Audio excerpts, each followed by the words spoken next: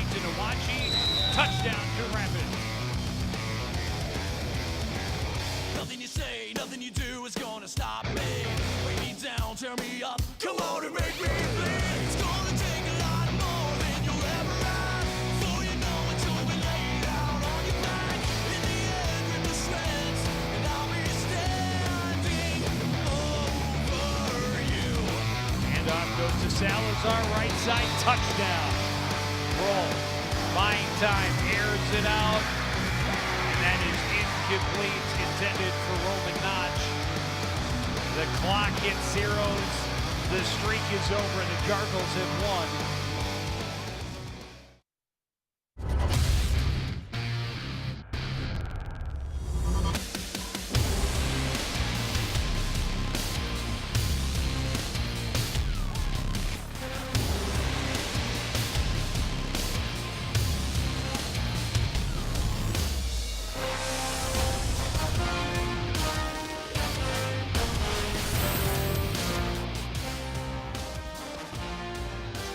Hello, everyone, and welcome to the Cardinals Sports Complex for CTN's live coverage of high school football. It's the Cardinals home opener as they welcome the Park Center Pirates. Joey on Howie Shapiro up above.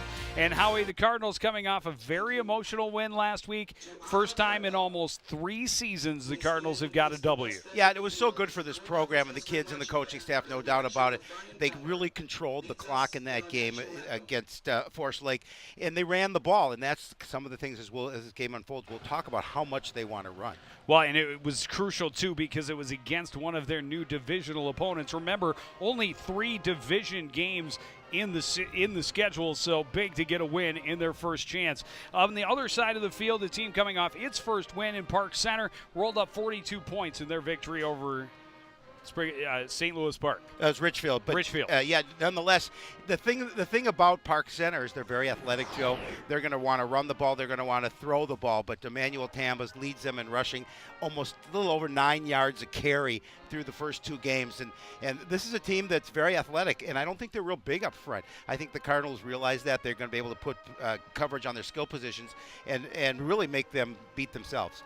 Well, and the Cardinal defense has proven to be pretty stout through the first couple of games this season, and they have a number of players that are on both sides of the ball. One of them, Carter Geyer, is one of the main targets in the receiving game. Yeah, you see him very active on defense, but also in the receiving game, as you mentioned. He's a senior receiver, and he's very good job of getting open, and really good job of hanging on to the ball. They're going to want to run the ball, and when they do pass it, look for Geyer all afternoon or all evening. And the Cardinals are really hoping that they can do the same thing they did last week, control the ball, control the clock, and get another victory. The Cardinals and the Pirates kick off next on CTN.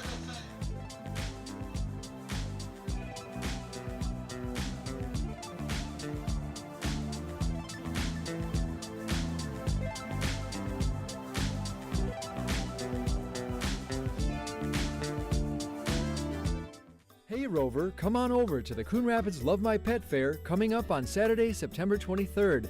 There's lots of fun things to see and do. There'll be a costume contest for pets, dog training demonstrations, paw art, even a pet parade for you and your pet to take part in. Meet local vendors who have products and services that can help you and your pet. It's the Coon Rapids Love My Pet Fair, Saturday, September 23rd from 10 a.m. to 2 p.m. at Riverview Park in Coon Rapids. See you there.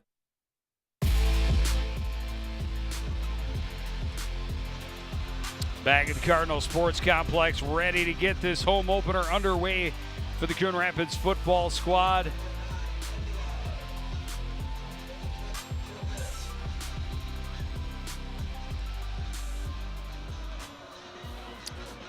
Nice crowd here, obviously. First, we talked about first home game of the year for the Cardinals coming off that win. I know there's a lot of enthusiasm at school. Talking to Adam Tronson before. It's just the Pep Fests are fun, but they're even more so when you win. There's head coach Mel Edwards. Had a chance to go down to practice the other day, talk to Mel, and he really likes the way things are unfolding. Kids are really buying into this program, and you could see it the way they played for him last week. And again, they're going to try and be a power team. They're going to try and control the line of scrimmage and run the football. Braillo Aguiar is set to kick it away for the Park Center Pirates.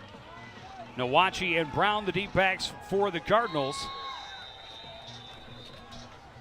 And we are set to get underway. Short end over end kick. It's going to be taken by Nawachi at the 16-yard line. Finds the blockers up the middle of the field. Out across the 35 to the 36, a 20-yard return. In good field position for the Cardinals to start. Let's take a look at the offensive starters for the Coon Rapids Cardinals. First on the line, you have Roland Green, Jacob Kingsland, Ricky Soto at center, Quincy Taylor and Chance Alexander on the right side. The tight end is Caleb Ness. The receivers, Kenny Nawachi and Carter Geyer, along with Jordan Brown. Jalen Salazar is the running back, and the quarterback is Tyler George. Tyler George looking very good in his time last week. They did not throw the ball very much. Handoff goes to Salazar on first down. He's got a first down and more. Dives across midfield to the 48-yard line. And that's how you start the offense. Well, you know, we talk about the defense, Joe. For the Pirates up front, three-man line of Colin Daly, Jared Bradford, and Ryan Schnobrick. The linebackers are Bailey, Dobbs, Peterson, and Coulter. The secondary, Peel, Wilkins, Yond, and Brooks. On 1st and 10, on the run is Brown around the left side. Taken down right at the 40-yard line, a gain of about 8. Well, when you can make this kind of yardage on your running game, you saw that first run by Salazar, then by Brown picking up just about 9 yards. Oh, yeah, they gave him a nice spot at the 39, so 2nd and 1. You really open up your offense that way. And, you know, we talked about the fact that they'll run, but you mentioned Tyler George. He is a good quarterback. He can throw the ball. He's very athletic from the pocket. And he's scary big if he's coming at you. Handoff goes to Salazar, wrapped up in the backfield and dropped for a short loss. It'll be 3rd and short. That time, defensively, the Park Center Pirates saw that one coming. This is Jalen Salazar last week, gained, I believe, 90 yards on the ground. Had a nice evening. Was able to get away for positive yardage. There's what he's done on the season, 141 yards and a couple of scores in 33 carries through 2 football games. So now it's going to be 3rd and a long 3. George out of the shotgun and a timeout, Coon Rapids. We saw that last week, an early timeout called by the Cardinals. Coach Edwards really didn't like what he saw on 3rd and short. So he's gonna take a minute and talk to his guys.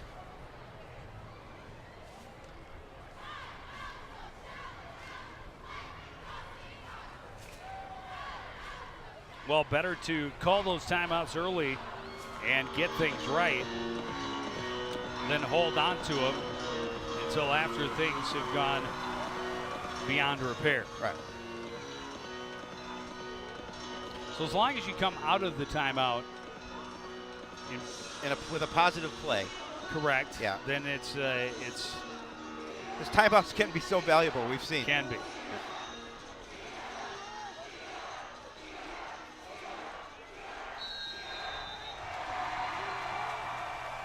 Third and 3. George on play action, throw complete to Carter Geyer, first down at the 34-yard line. A guy with just a little soft slant in the zone just sits down there in the zone. And we talked about George got a nice arm, threw it right to where he could get it in between a couple of defenders. The Cardinals continue this drive. Needed 3, got 9. Garter will get a breather. Well, Joe, you talked George about will stay out of the shotgun. a lot of these players play both ways. They want to. I think, especially with the conditions here. Nawachi in motion. The handoff goes to Salazar, looking to get around that right edge. Now cuts upfield, dives forward. Good second effort, gets him to the 27-yard line.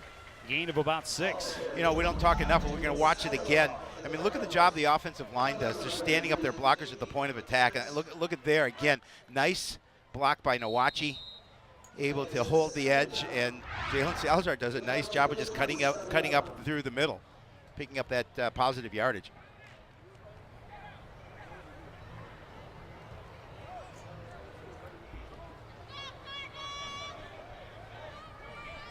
2nd and 5. George on play action, lots of time, long over the middle, complete to Brown. Touchdown, Cardinals. And that made it look pretty easy. Again, when you set up that passing game with the run, Joe, you become successful. Park Center's looking for that run. The Cardinals have been really successful on the ground in that first drive. And then a beautiful pass, Jordan Brown getting behind the defender and all alone, the far side of the end zone. And a nice pass from George to find him. Great protection, Yep. Lots of time.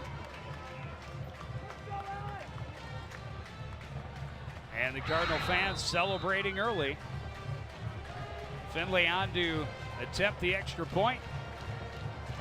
Kick is low off the crossbar, but through, Oh my God. and it's good. Okay, we've seen him hit a couple of crossbars so far this year. That one was a line drive. that'll make the intro to Sports Night. I guarantee definitely that. on Sports Night. Doink.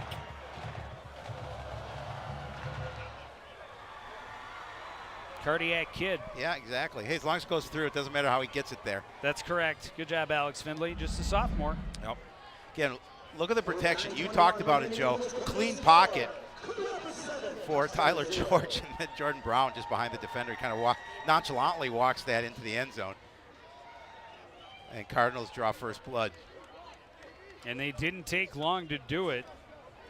Less than 3 minutes into this game, and they are on the board. There's There it another is. look at it. 8 ball in the side pocket. Boink.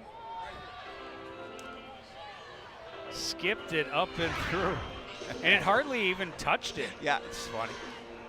Hey, again, got the point. Jordan Brown, a 27-yard touchdown reception to start the scoring for the home squad. You know, we talk about that long winning streak, or losing streak, excuse me. They came to an end with the win last week. Previous to last week's win, last team the Cardinals beat, the Park Center Center, Pirates, right here on this field. Hey, and we were there.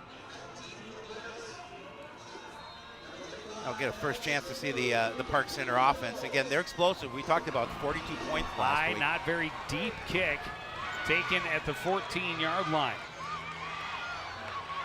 Trying to get around that left end, and Hines able to get good yardage up that visiting team sideline, knocked out just shy of the 40-yard line.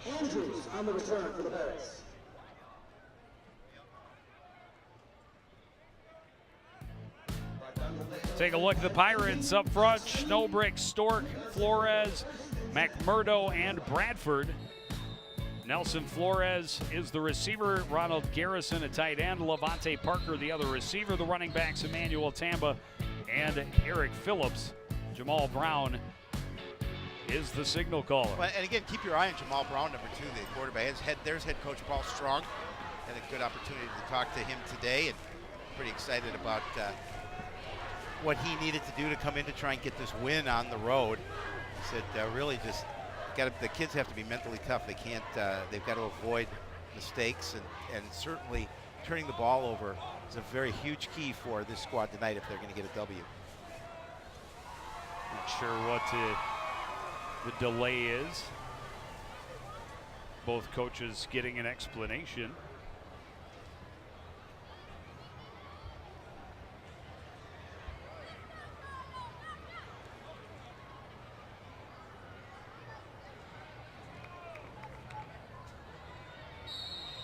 And after some discussion, we'll get back to football. Pirates will start 1st and 10 from their own 40-yard line. Brown under center. Handoff goes to Tamba, and Tamba goes backwards. Cardinal defense wins at the point of attack and holds him to a negative gain. Cardinals up front, Alexander, Badness, and Ammon. Linebackers are Deion McMahon, Caleb Ness, Miles Taylor, and Jordan Brown. Nawachi, McMahon, Geyer, and Silla in the secondary. I'm going to say he got back to the line of scrimmage, so 2nd and 10 from the 40. Brown will hand off again to Tamba. This time he's able to get a couple. They gave a great spot out to the 45.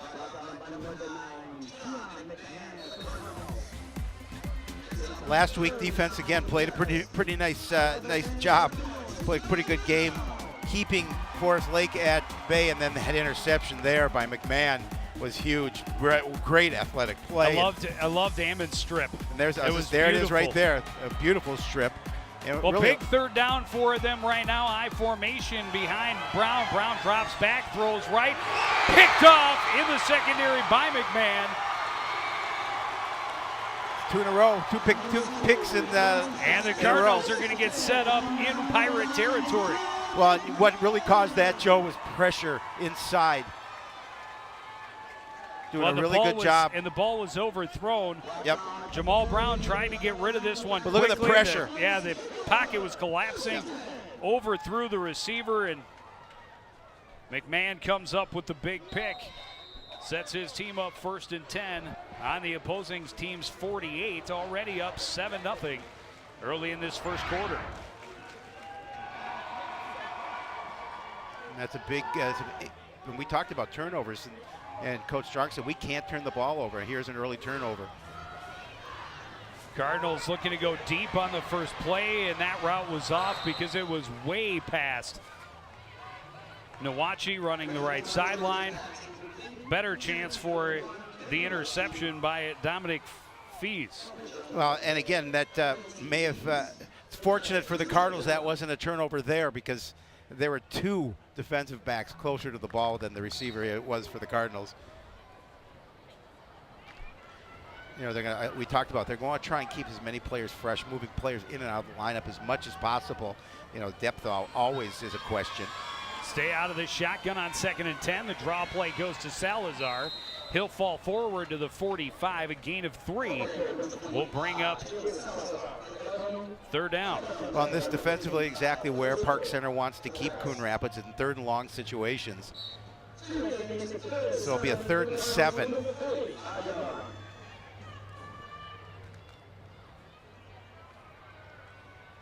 And now a big test for the Cardinal offense on 3rd down. Key will be the protection up front. Brown in motion to the right. George will roll out that way. Now throw on the run. Has a man behind the defense, but overthrown, looking for Geyer. He had the defense beat. Just too much air on the ball. Yeah, sometimes you get excited. You see that receiver going downfield without any coverage, and George put a little too much muscle into this throw. As Geyer So has after the timeout, a quick steps. 3 and out for the Cardinals.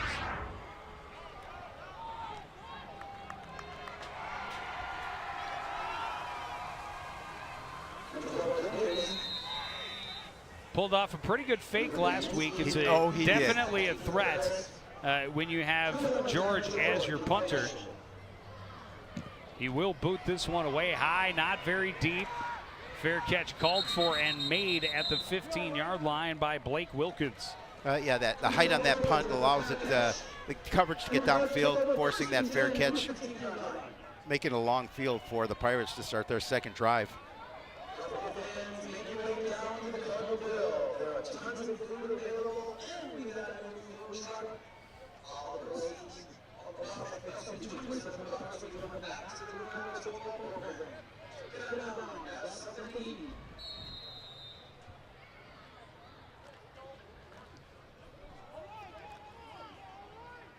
Cardinals defense didn't spend a lot of time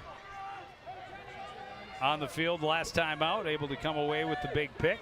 Well, the Pirates have some speed on the field, and protection's a key. Brown drops back, throws left, pass bobbled but caught by Parker. He gets around the corner and avoids another hit, gets the 1st down before being taken down around the 28-yard line. Parker making a great play. It wasn't a great throw, but he's able to bring it in with one hand. You're going to see it there. He's going to be able to pick it up and bring it down, and then again acceleration up the field. Missed tackle there causes him, he's able to get up and get a few additional yards to pick up that 1st down. Ball spotted at the 27.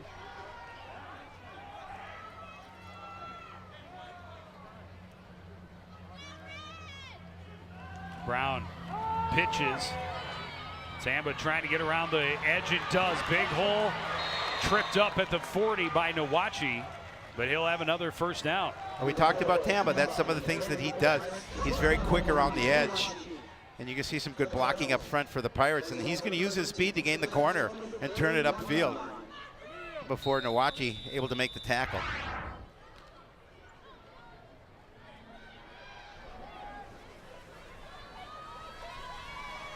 There's the numbers on Tamba. 24 carries, 216 yards.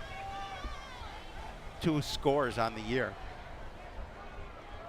1st and 10 from their own 42. The Pirates come to the line. Brown will hand off to Phillips, the up back, and he's going to gain maybe a yard.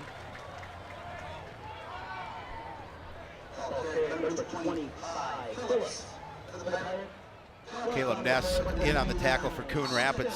Again, just the quick little give. Good job.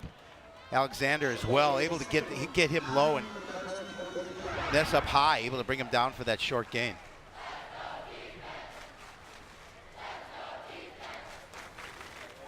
Another solid two-way player for the Cardinals, Caleb Ness.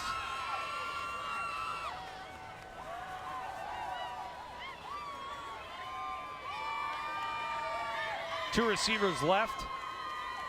Bobbled and fumbled. Brown able to get it back. Boy, he was fortunate. Right about the line of scrimmage. It'll be 3rd and long. Student section, they're ready. They are ready. You're going to see just the snap was good. He just didn't cover it well. So now a 3rd and long situation, what looked like a good drive, they have to keep this drive going. He's going to end up to keep gaining a yard. Gained about a yard. Yeah. Fumble. Can he fumble it forward? Yeah. No. Weird.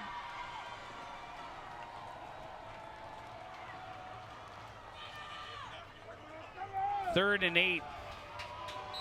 Out of the shotgun, they're going to call timeout. Oh, too late. Flag flies. No, they are going to get. Oh, they are going to get the timeout. They're waving off the flag.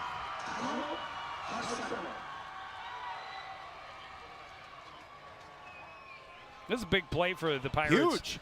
You know, they went 3 and out and turned it over on their 3rd play opening drive. Their defense does a nice job of bottling the Cardinals up. Yep. And they started out with a couple of plays that ate up big yards and want to make sure they can keep moving downfield.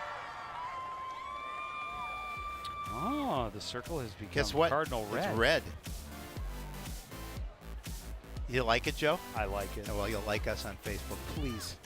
We're begging you. I already like us. No, you do. I know you do, but we want You everybody. like me. We want You everyone to really, like really like us. me.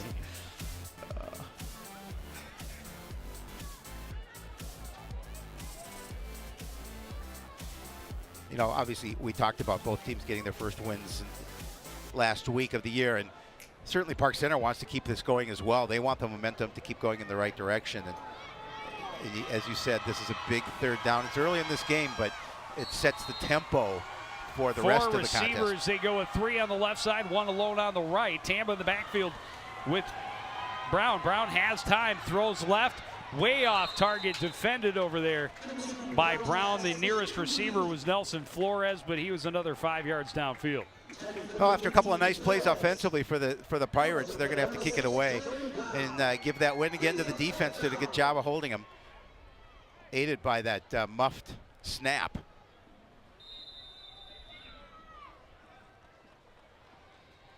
Number 18, Flores is in formation for the Pirates. Number 1, Ken Kalachi, and number 6, Jordan Bauman, deep for the Cardinals. Low snap, dug out and punted high by Flores. It'll bounce about the 35. Cardinals clear out, and it'll be down just inside the Cardinal 30-yard line, so still pretty good field position. Yeah, no question about it.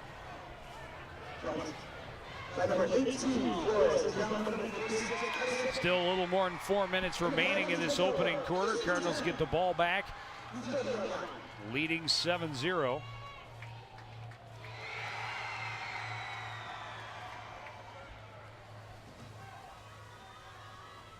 And the last time out after the interception, they tried right away to attack with a long pass.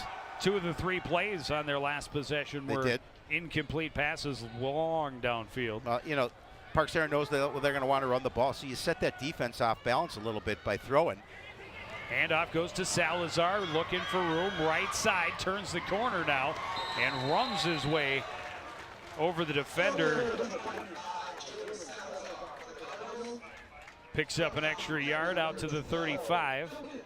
2nd and 5. Again, you know, if you pick up 5 yards every time, you're doing pretty well. This is a strong, hard run by Jalen Salazar.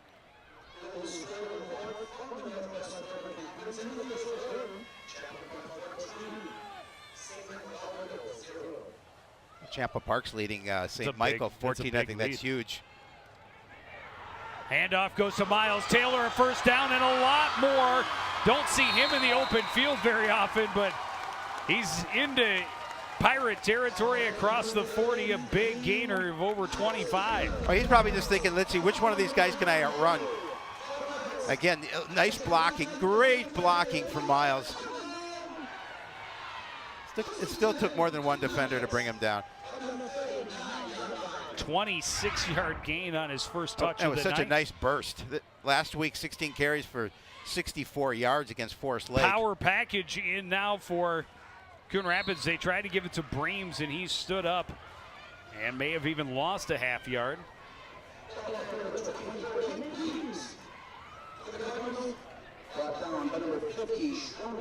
Schrombrecht for Park Center on the tackle. You know, Park Center, just like Coon Rapids, has a number of players that play both sides of the ball. And I think fatigue is going to play a big part tonight, Joe, because it's hot and it's humid. Kids are going to make sure they stay hydrated. 2nd and 10. Man in motion is Brown. Handoff goes to Salazar. Bounces off the left. Got away from another tackle and then tripped up as he got to about the 33-yard line. Gain of about 6. It'll be 3rd down. I talk all the time about running backs to keep their feet moving, and Jalen Salazar did a nice job of continuing to move his feet. 6 carries, 37 yards so far on the evening.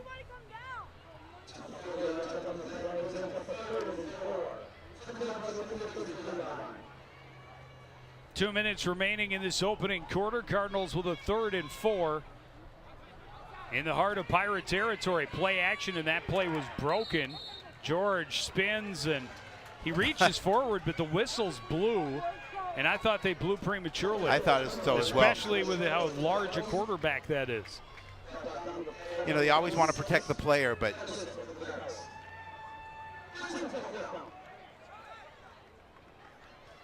so let's see what Coach. Big 4th down here, out of field goal range. 4th and a long 4. Now you talk about a big defense is playing well. Your offense has clicked and eaten up some big yardage. Well, and you want to eat up time on the clock too, because you'd like to keep your defense on the sidelines as much as possible. Blitz is coming. A counter goes to Brown up the middle. Lot of room. Isn't hit until the safety comes up to stop him at the 15. A gain of 19 yards. Boy, that was a nice play. Again, watch the point of attack. Good job blocking down a huge hole for him. Well, they sucked him in. They knew they were going to blitz. They let him come in and around. Went to the counter. Brown up the middle with a whole lot of green in front of him. Into the final minute now. 1st and 10 at the 16-yard line. Jordan Brown, better than 50 all-purpose yards in this first quarter. Salazar cutting upfield and gaining about 5. You got to like, you know, really, Joe, both Coon Rapids running backs run hard. Miles Taylor runs hard when he's out there, and Jalen Salazar also running very hard this evening. Giving a little contact, doing a nice job spinning to pick up a couple additional yards.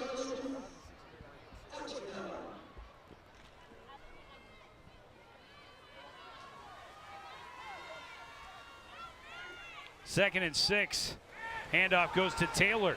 Didn't like the first hole. Will push the second hole. It's a mass of humanity. And then Quincy gets in behind him.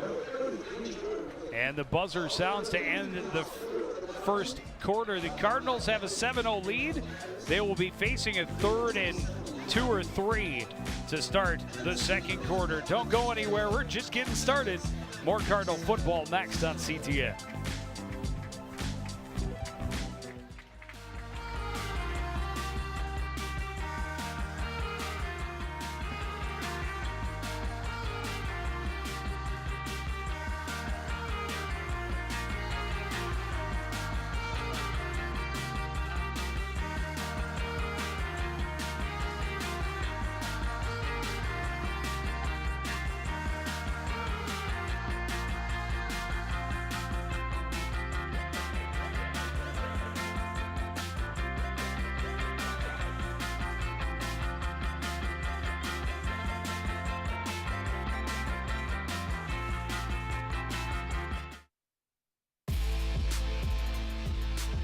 Oh, there's a breeze if you stand. Yeah, absolutely. Back at the ballpark. Looking for the breeze. Trying to stay cool in the booth. It is warm and humid, but certainly can't complain about the weather we've had the first 3 weeks of the football season here in Minnesota. It has been absolutely beautiful. Yes, it has. Each and every football night so far.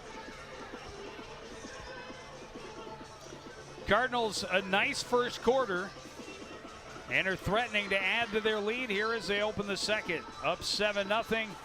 Ball 3rd and 3 at the Park Center 9-yard line. Well, that man and his squad want to finish this drive. No question about it. They want to continue to put additional points on, and they want to cross that stripe. Anytime you're building a program like that, you know, you want all the little things that go in your favor, and they continue to play well on offense, control the clock, and we talked about it so far. Their defense has been stellar.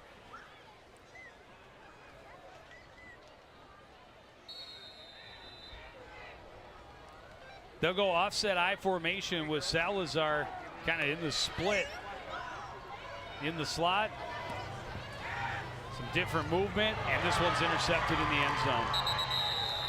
And the flag for illegal procedure will be declined, and that was forcing one in, and double coverage. Rudy Peel gets the pick. And that Red motion on the play, penalties decline, touchdown. No, interception. interception. Touchback. Touchback. Touchback, Well, yeah, touchdown. touchdown. They're close. They both start with touch. It's close. It's close.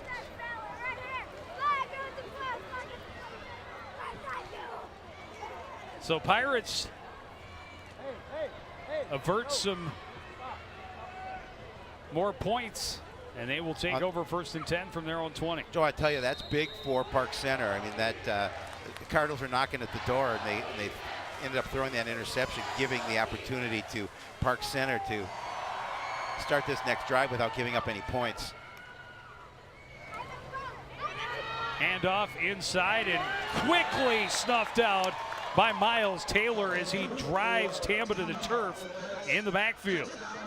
Now, we've seen young Mr. Taylor a number of times this year make so many key defensive plays. You're going to see it there, just using that muscle and bringing them down. Said his forward progress did get him back to the line of scrimmage, so it'll be 2nd and 10. Brown will drop back out of the shotgun. Tamba in the backfield with him. 2 receivers left, 1 to the right. Brown drops back, looks left, now right, now steps up. Wants to run, now throws. Hits Tamba out of the backfield, and he's tackled right at the marker, and that'll be a 1st down. Well, defensively, Cardinals, no question, have to realize where Jamal Brown is, because he can run with the ball. And defense sucked into him, and just a nice, quick little throw, get out of harm's way to Tamba. Well, and a great job by Tamba to find the open space and give his quarterback a target. Out of the shotgun again, now 4 receivers in the game for Brown. Straight drop, looks right, wanted to throw, now rolls to his right, throws on the run, and that pass is beautifully caught. No, incomplete. That looked like a heck of It an did look like effort there. He was working that by sideline. Alex Zhang.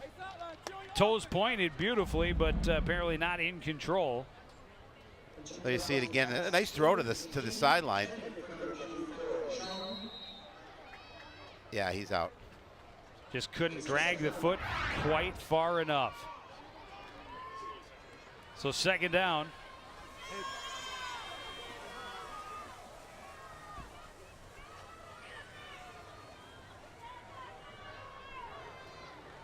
Brown hands off to Tamba up the middle, got through the initial line, avoids some more arm tackles and gets a first down out across the 45. He's very quick, and he's not a big back.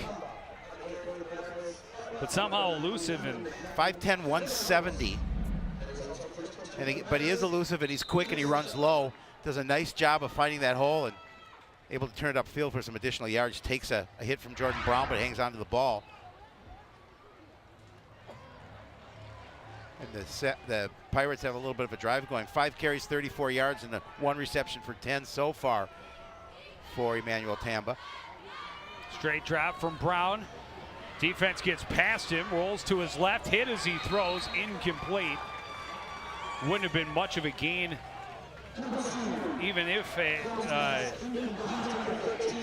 Steven had caught the ball.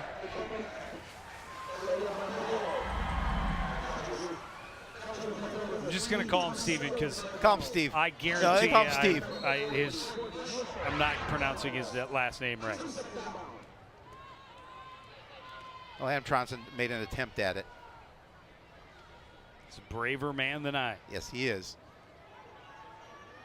But that's already the second time I've come across the name, so quite possible I have to say it again. You have to work on it. 2nd and 10 from the 46. Brown drops back, blitz coming, throws the screen, set up beautifully for Tamba right side. Gets away from one tackle, now stopped up by Geyer and held shy of the 45. It'll bring up 3rd down, but it's much more manageable. It'll be 3rd and about 3. Yeah, 3rd and short situation again. Good protection, quick drop back, and Tamba able to avoid a tackle, spin out of it, pick up some additional yard to make it 3rd and very short. Looking for their first 3rd down in this ball game. They're 0 for 2.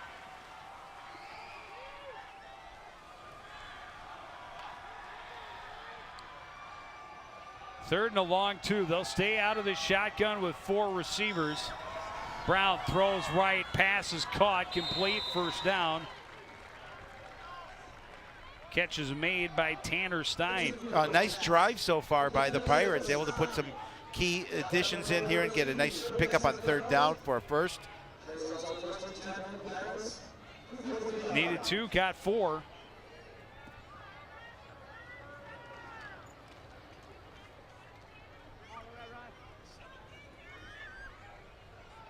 Nine minutes remaining first half.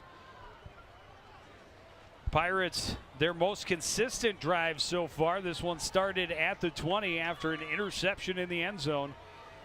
Kept the Cardinals from taking a 2-score lead. Brown, lots of time, throws left, has a man behind the defense, incomplete, just out of the reach of Nelson Flores. Yeah, Flores able to get a step behind Silla, but Brown not able to find him, but did get a step, able to connect with him. That was 6. Just over his outreached hands.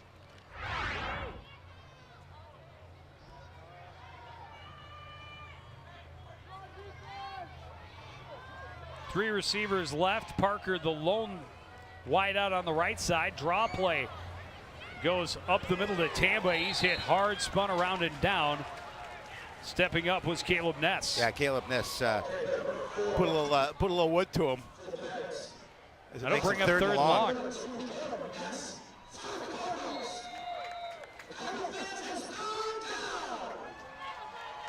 And again, I don't know if you're quite into 4-down territory outside the opponent's 40. Well, it's only 7-0. It really depends on how much yardage you can get here on 3rd down. Brown drops back, pressure comes, avoids the tackle, running for his life, now just throws it away out of bounds, and it'll be 4th and 9. Good pressure defense by Coon Rapids, forces him to flee the pocket to the outside. And Brown is a good quarterback on the run, although we see a flag on the play. Number 2, cross pass is incomplete. Pressure on the play, number 99. Austin Alexander. Oh, can't do it.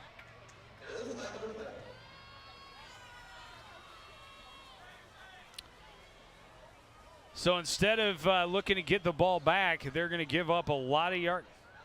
What? What, did he wave it? Intentional grounding. Oh, intentional grounding. Is what he, On the white quarterback. Penalties decline. 4th down.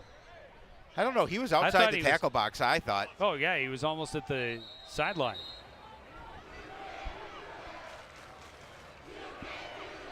I thought he was going to call roughing the passer. That's what I thought as well. I thought there's an extra hit there, but we'll see it again. There's the pocket right here. And except it's going to move. It's going to move. Well, it wasn't. He's the time. not still in the He's pocket. Not in the pocket. It doesn't move with you. Not my best circle there. Circle, oval. See it again here. Yeah, it's right. Going to force him right there. Force him out of the pocket. Yep. That hash marks.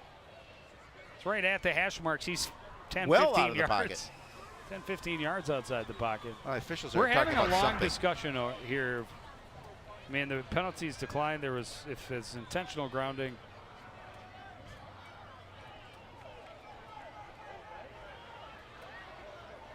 They're going for it. They are lining up to go for it here on 4th and 9. Gutsy play early in this ball game. Brown looking long over the middle, incomplete over the head of Flores. Right, excuse me, that was Parker. And a turnover on downs. Well, you know, either Coach Strong felt that punting the ball would be beneficial for him. Me personally, I would have punted the ball away, trailing just 7-0. Yeah, especially after you came up with, you know, even if the drive comes up empty, you're only down 7. Exactly. Make this offense that was clicking and gave it to you in the end zone. Make them start with a really long field. Not going to be on this drive. Pretty good field position now to start this drive for Coon Rapids. Their own 42. They'll take it all day long. Jake Van Holzen will come in and take over under center for the Cardinals, or out of the shotgun as the case may be. Handoff goes to Salazar. Nice hole up the middle. Great burst of speed, still going. Somehow he spun away and gained an extra 25 yards inside the 25 of Park Center. Well, again, you keep your feet moving like that. Great job. Look at the hole for him. And again, keep your feet moving. He fought that defender off. Tried to strip the ball rather than tackle him. And coaches will tell you all day, tackle the run or don't strip the ball. 33-yard gain for Jalen Salazar, and the Cardinals right back where they started, looking to add to their lead. Van Holzen out of the shotgun, has 2 receivers to the right, a man in the slot on the left. Handoff will go to Brown on that counter, and again a big hole. Touchdown, Coon Rapids. Yeah, they've used the counter very well, very successfully here tonight, and a couple of quick plays after that failed 4th down conversion opportunity for Park Center, and the Cardinals make them pay. Yeah, just 32 seconds off the clock. 2 plays to go 58 yards. It ends with a 25-yard Jordan Brown counter up the middle.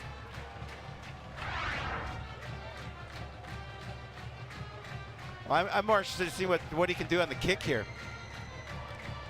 Which part of the upright can he hit and put it through? Well, let's just... I'd like to see it right down the middle. Just for fun, let's have a really clean one right here. And he does. This one is up, and it is good, and the Cardinals have a 14-0 lead.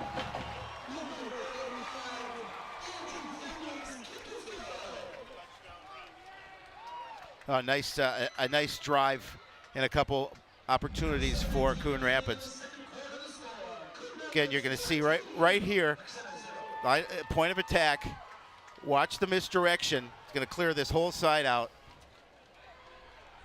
Big lane to run through for Jordan Brown, and then he just lowers his shoulders at the end and makes sure that he doesn't finish until he's on the ground in the unpainted place that is normally full of paint. Yes. I was going to say in the paint, but there's no paint. there's no paint.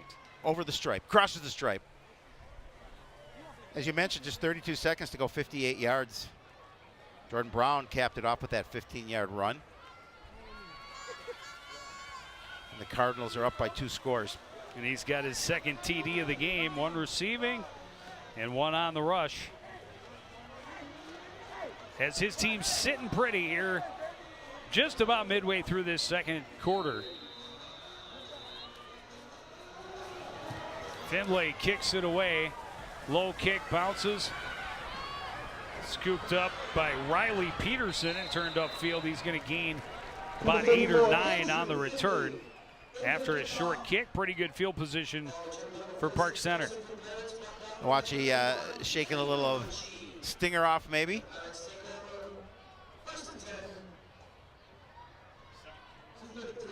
Good field position for Park Center, now trailing by 2 scores.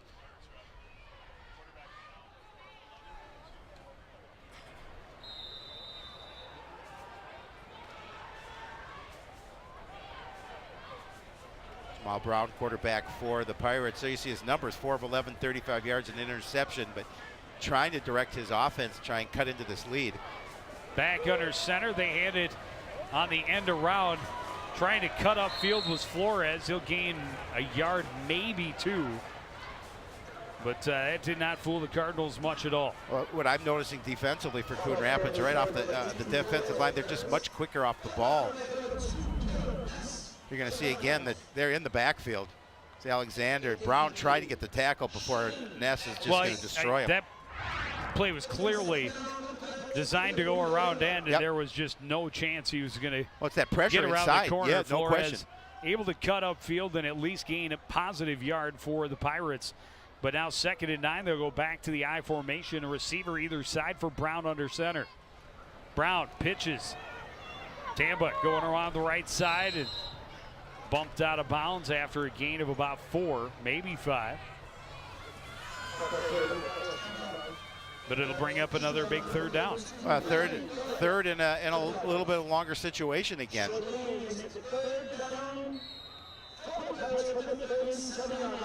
Only a 3-yard gain, so a 3rd and 6 from their own 37. Pirates put up 42 points last week against Richfield, so you know they can score. Brown back under center on 3rd and long. Another pitch to Tamba, this time left side. Gets around the corner. He's got the 1st down, but he pays the price. A big hit by Miles Taylor at the end of that run. Well, again, using his quickness to turn it upfield got him that 1st down. But you're right, this defense is punishing, no question. I mean, you give the ball to number 4 and let him turn upfield, things happen. And you again see his quickness, but a good tackle there by Miles Taylor. Ball came out, but not till after he hit the ground.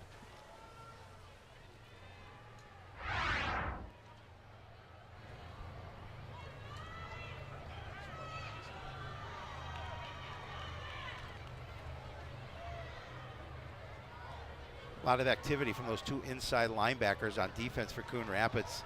4 tackles for Taylor and 5 for Ness so far. And we're still in the 1st half. Yeah. 2nd timeout called here by Park Center.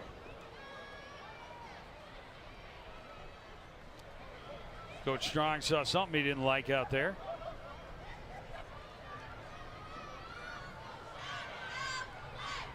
Coon Rapids a 14-0 lead.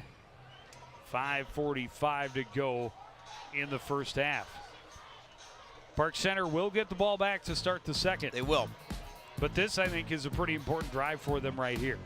Without question. I mean, the last drive was important for them, but this one is too. Now down to by 2 scores. They really want to cut into this lead before the break. Do you know how you can watch us on YouTube? I had heard something right about there, it. Right there. Mark it down. You ever make sure you don't. If you can't come out live, watch it right there every week. I mean, I watch it 2-3 times just to listen to what Joe has to say. Can't get enough the first time round. I'm able to get it in my car. It's 1st and 10 for the Pirates from their own 45-yard line. Brown will stay under center. Fakes the pitch this time, sets up, hit as he throws, skies it out, and a great adjustment and catch by Levante Parker, breaks the tackle and gets in for the long touchdown, but he's skimping a little bit. You talked about the play needing to happen, a big play, and Coach Edwards does not want to give up those big plays. He did right there. That defense did. And again, a nice throw hit, as you mentioned, as he throws. But what a nice job adjusting on the ball. Great adjustment. Yep. And then Milwaukee could not bring him down. And you see he's limping there. It could be just cramps with the way the weather is. And you certainly hope that for no question. Parker and his team. But yeah, a fantastic adjustment and a 55-yard touchdown catch has cut the lead in half. Kick is up and good for Aguilar, and we are to a one-score game. Well, and that's what the Park Center Pirates needed. They needed that spark, and they got it. And a nice catch there. We're going to see good job coming through, and you're going to see almost getting to the quarterback before he's able to release that ball, but he threw it high. Parker able to come down with it. Well, when you've got a receiver on the other end that is able to adjust like make adjustments and come back to the ball, you're able to get away with lofting one up there once in a while. Milwaukee just beaten on the play.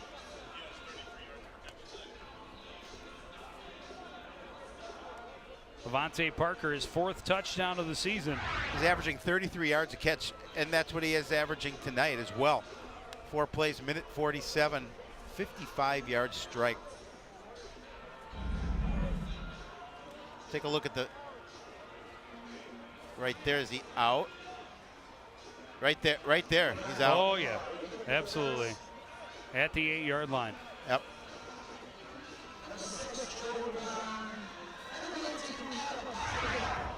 Well, refs can't be everywhere. Throw the red flag. It's too late. Aguilar, good long kick, taken at the 13, and a great burst straight up the middle by Marshall Holland out across the 40. Adam Offerdahl. Oh, was it? Yep. Wasn't it 10? I thought 10 was Marshall Holland. No, that wasn't Marshall Holland. Okay. If you say so, Shapiro, I'll. Now look at the offsides. Oops. A little bit. Look at that one at the top of the screen. He's a good 3 yards offside. Not caught by our fishing staff, but the Cardinals will take it. Decent field position just outside their own 40-yard line. George back at quarterback out of the shotgun, hands off Salazar, finding his way to the outside on the right, gets out near midfield where he's knocked out of bounds after a nice game. Yeah, just does a nice job of turning it upfield. Look at the contact, able to slough it off, and then he's going to turn it upfield.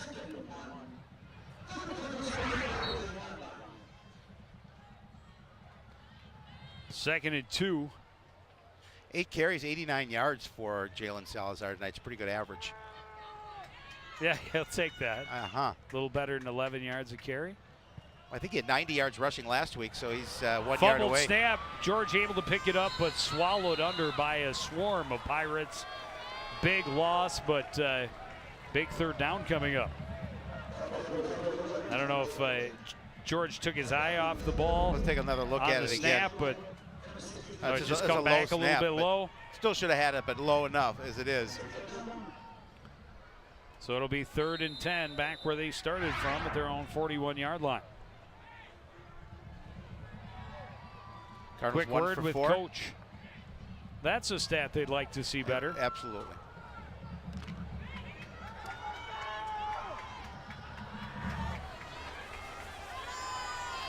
Cardinals would certainly like to answer after the big score by the Pirates.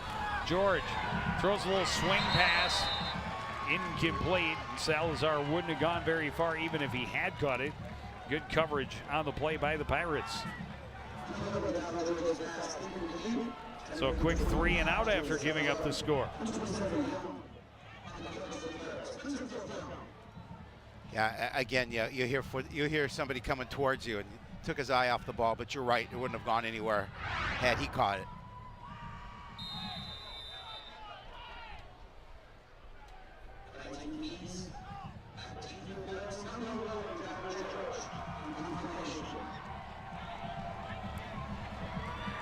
George standing just inside his own 30 to punt this one away. Decent punt, will bounce, take a Pirate bounce, and they come out and touch it, get run under. Cardinals are going to be on top of this ball, and you got to either leave it clear alone. out or go get it. You can't go in between. And is that Marshall Holland or is that Marshall Holland? That's Marshall Holland. Okay. See, you knew you were going to call his name, and again, he just should not have gone after that ball. Let it bounce. And Marshall Holland, right place, right time, does a nice job of falling on the loose football. So the Cardinals will take over and now at the 27-yard line of Park Center with 4:17 to play in the first half.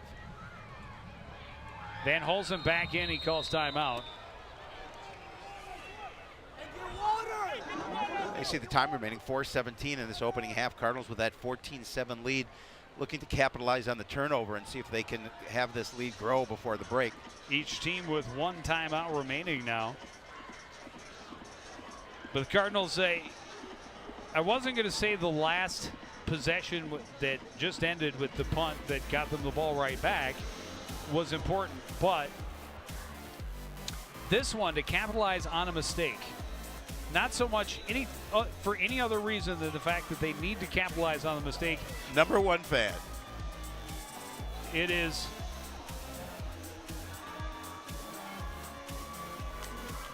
Yes. there we go. Good job. It is just really important that they take advantage of their opportunities and certainly make teams pay when they make mistakes. No question. Come on, you tell him, Brad. He's You got pumped it. up. Get that. How does he ever have a voice? I'd say, how does he have a voice the day after a big game? Right. But he's at every game, Every game. almost every night. Every time we're And there, on we Sunday see him. he rests.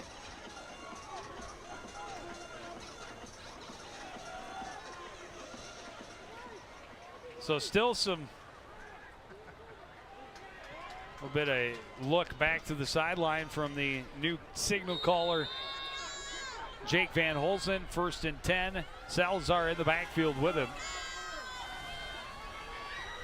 They go back to the counter. Brown encounters a little more traffic up the middle than he did last time they ran that play, but still able to dive forward for a gain of about 3. And you know that the Park Center defense is going to try and make some adjustments to combat that counter. That time doing a good job of bottling it up. Better job anyway of bottling it up in the middle for that short gain. 2nd and 6 from the 23.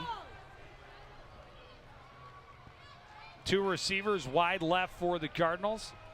Van Holzen out of the shotgun as a man in the slot on the right. Drops back, pressured, rolls to his right, now throws on the run. Incomplete, nearly picked off. That was an athletic play. Tyree Brooks Let's take another look at it. nearly came up As he with the rolls interception. to the outside. It certainly Yeah, it hit the ground. Good camera got work, guys. through there. And nice job by our official. Yeah. But those are the passes that, the Cardinals already threw one interception in the red zone. This one technically not in the red zone. But you got to protect the ball and make sure you finish. Handoff goes to Salazar. Nice hole, cuts it back. First down as he's taken across the 10 to the 8. Gain of about 15. Well, that is definitely the strength of their game, and no question, Cardinals love to run the ball, and they're going to continue to grind yards out on the ground. Salazar having a wonderful first half, as again, the nice job changing directions, following his blockers. puts the Cardinals in situation where they're at the 7, an opportunity to see if they can get a score here with a little over 3 minutes remaining. Over 100 yards already in the first half for Jalen Salazar. 9 carries, 105 yards. Taylor and Salazar back, both in the backfield. Taylor will get the carry running around the left side, trying to get the corner, tracked down from behind, and he will be stopped for no gain. That was a lot of run, but none of it upfield, which is unusual for number 33. Usually he's the north-south guy. Well, exactly. He tries to string it out this time, and defense does a good job pursuing to him. 3 carries, 29 yards on the night so far for Miles Taylor. I'm saying he gained a bit on that edge. Still 2nd and goal from the 7. Get that power backfield in again. Handoff goes straight up the middle. Breams reaches, touchdown. Nice job. The turnover on the muff punt, and the Cardinals convert, turn them into points. They needed to. They did need to. And not just for this game, but for what it means for moving forward. No question. The confidence more confidence they gain from capitalizing and scoring, and especially now getting a few more guys involved in the offense. We saw Nate Breams get a few more carries last week than he did week 1. And of course, Taylor and Salazar both in quite a bit. Finley's extra point is up. It is good, and the Cardinals lead 21-7. Already more points Cardinals scored in this game in the first half than they scored in game number 1 and game number 2. So already 21 points on the board for Coon Rapids. We'll see it again. Just a nice power run. Look at the hole that he had to run through. Well, and Joe, you could have run through that hole. Not very far. Well, but you still could have run. If someone was chasing me, or there was ice cream in the end zone. Well, you know what they could do is just like put a stick on your helmet with a piece of pizza hanging over it, and you could just run towards it. 5 plays, a little over 2 minutes, set 27 yards. Breams with that 7-yard run up the middle for the score, and the Cardinals up 21-7. 2:15 remaining in the first half. Cardinals would certainly like to hold the Pirates and get to the locker room with at least a 2-score lead. Yeah, defensively, they just want to make sure they close it out here in the first half. Because if they could get the offense the ball back one more time, that'd be great. Would be great. But definitely no more big plays. Want to make sure they have that 14-point lead in the locker room. Number 19 is number 28 Andrews. Active for the Pirates. And number 35 Alex Finley. And a kick for the Cardinals.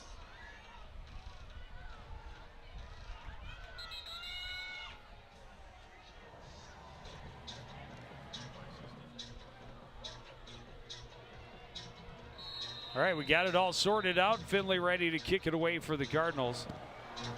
Short, angled to the near side. It's taken right out of bounds at the 32 by Eric Phillips. I would have gained 3 more yards. He let it go out of bounds.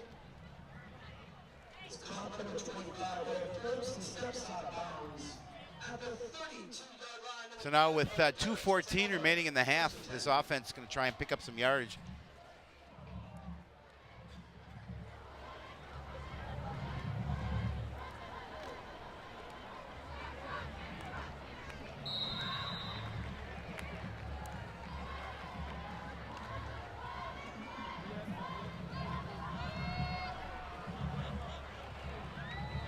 Back to the shotgun with 3 wideouts on the right side for Jamal Brown.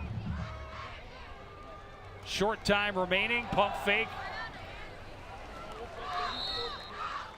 Draw goes to Tamba, and he's going to gain about 3 out to the 35. Oh, they'll do that, let that all night long, that short little gain up the middle. Takes time off the clock. We talked about just 1 timeout left for the Pirates. Watch the clock tick away.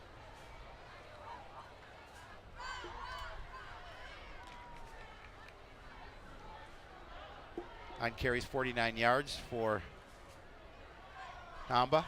A couple of catches for 18 to go long.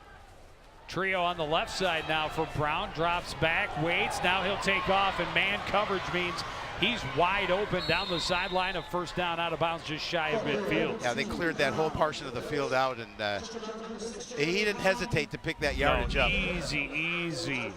The You look yardage right for away. him out to the 47-yard line. He looks to his left, realized there's not too many red jerseys. You saw that receiver clear 2 defenders out from the middle.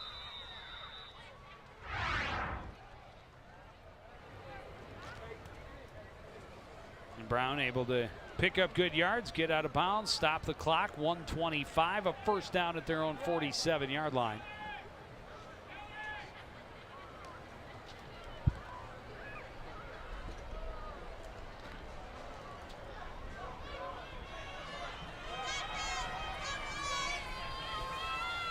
Stay in that 4 receiver set.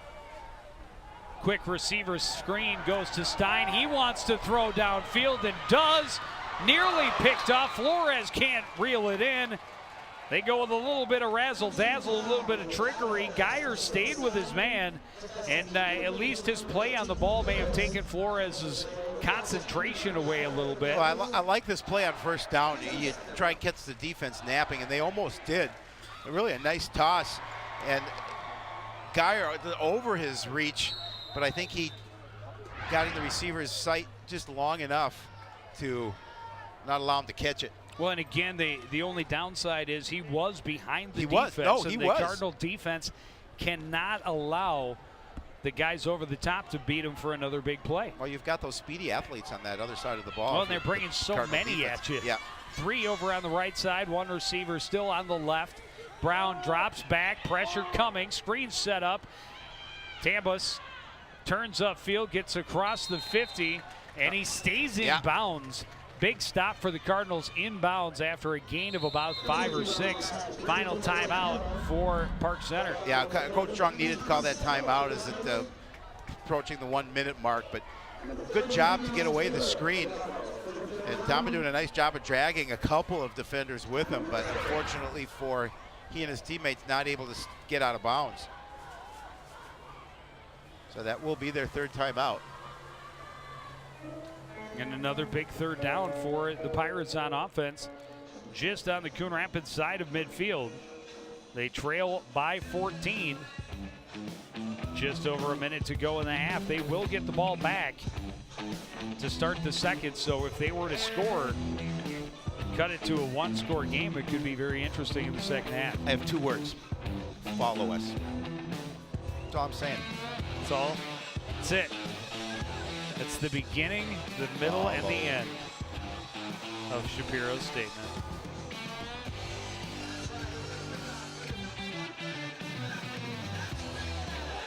Follow. All right, I'm not sure, but I love this thing. Yeah. Oh, it's the best. Not sure they're going to let us continue to have Oh, we may have to have a sit. We may have to have a sit-in if that's the case. We'll go on intervention. strike. Yeah. Oh, a sit-in. Yeah, we'll just go on strike. We'll just sit around the. We'll sit around the. That's it. Telestrator. That's what we normally do, isn't it? Yeah. Well, sit around. You mean? Yeah, typically. Although sometimes we just stand around. 3rd and 5 now for the Pirates. Bad snap. Brown has to go down and get it. Still has time. Throws. Pass incomplete. Flag, and I disagree. But a flag in the backfield, and this one's going to be a big gainer on the penalty. Well, and I think they missed a hold on the offensive line as well. Pass interference. Number 3 on the red team. 15-yard penalty, automatic first down.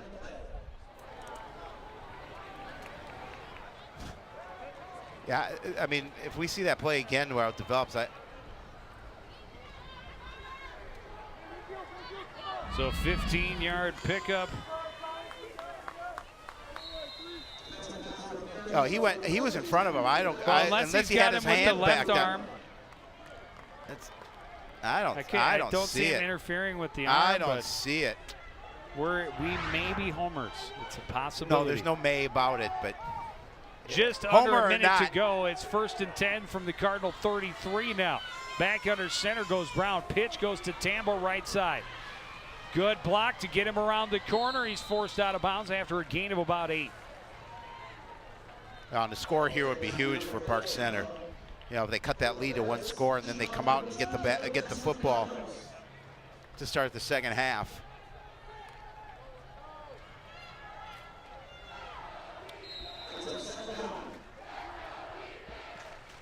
Ten carries, 57 yards, 3 catches, 23 yards. Nice first half for Emmanuel Tamba. 2nd and 1 from the 24. Brown, quick throw to the right side is complete to Flores. Went to his knees to catch it. Quick first down. Stops the clock as they move the chains.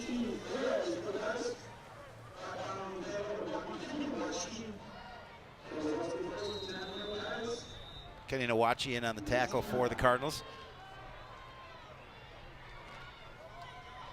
Under 45 seconds remaining now. Out of the shotgun. Brown looking to his left, waiting, now throws. Incomplete, looking for Flores. Excuse me, that's Dominic Fees down inside the 5. He stretched out and tried to get that football just a little too far for him. But he got pretty good protection, able to release the football, and Fees stretches for it. Gets a hand on it, but not able to bring it in.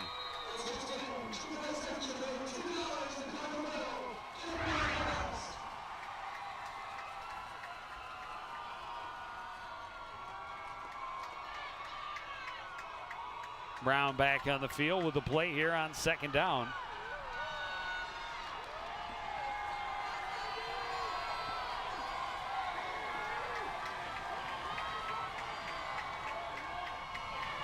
Brown pumps, steps up, hit, and dropped a big sack. Oh, that's huge. Max Hammond. They can't stop the clock. That is huge play.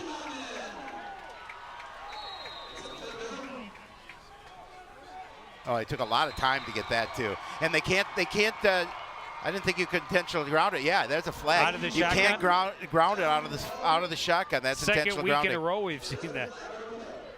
Yeah, they didn't call it though, did they? Last Yeah. week? Oh, yeah. I thought they didn't call it.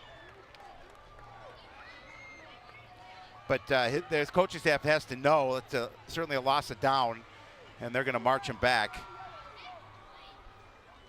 So 4th and forever. Yeah, you got to get under Ball center. all the way back to the 39.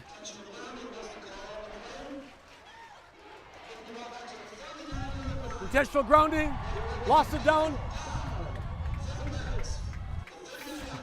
4th and 30 from the Cardinal 39. 4th and a whole bunch. After You put your after prevent they were defense actually in. after they were actually moving and threatening to cut into this lead, a couple of back-to-back plays go against them, and now they've just got to try and snap off the last play of the half. Try and air it out. Brown waiting, throws as he's hit. It's underthrown, broken up by McMahon on the far sideline. Intended for Michael Bailey Jr.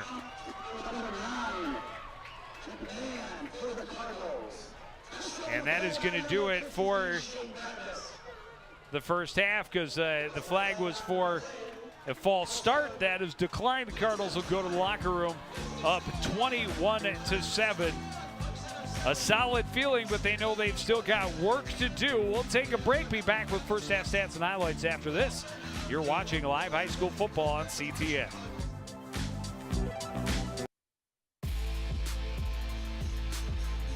Back at the Cardinal Sports Complex, Coon Rapids a 21-7 lead as we reach the half here in their home opener, and the home team started just the way they wanted to.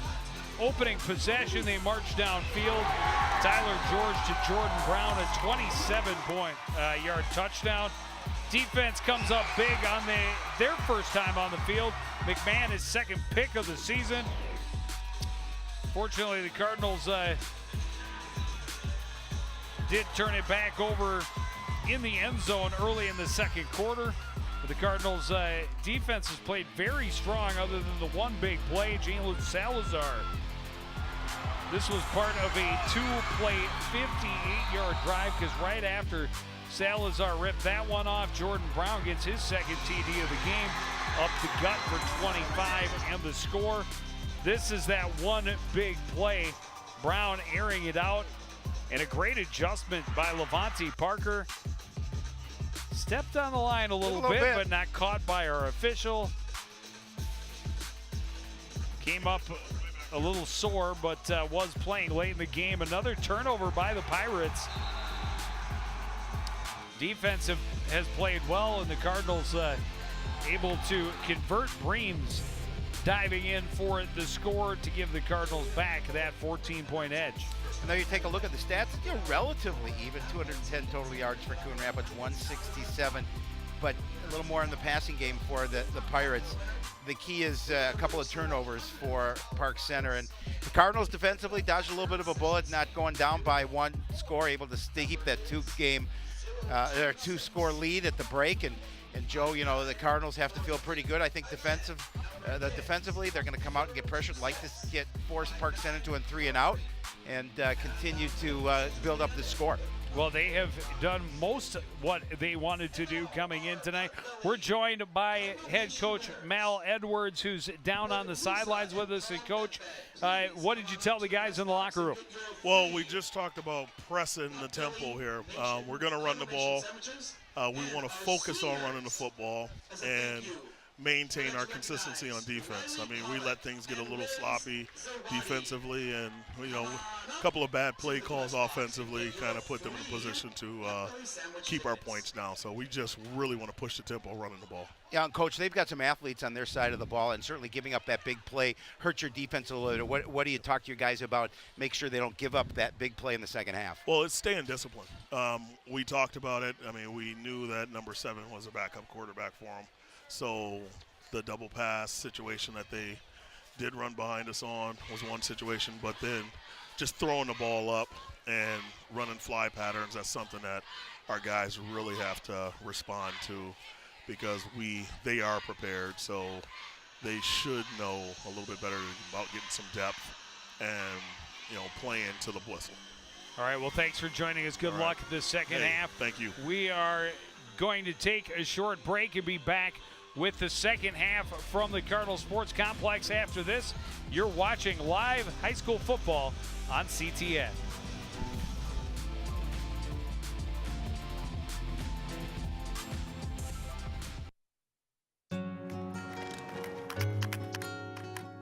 I wish I was in school. If only I had a math test today. I'll stay after class. I'll clean the chalkboard. I wish I was in school.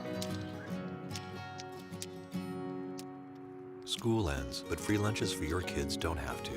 Find your local food bank at feedingamerica.org/summer meals for help.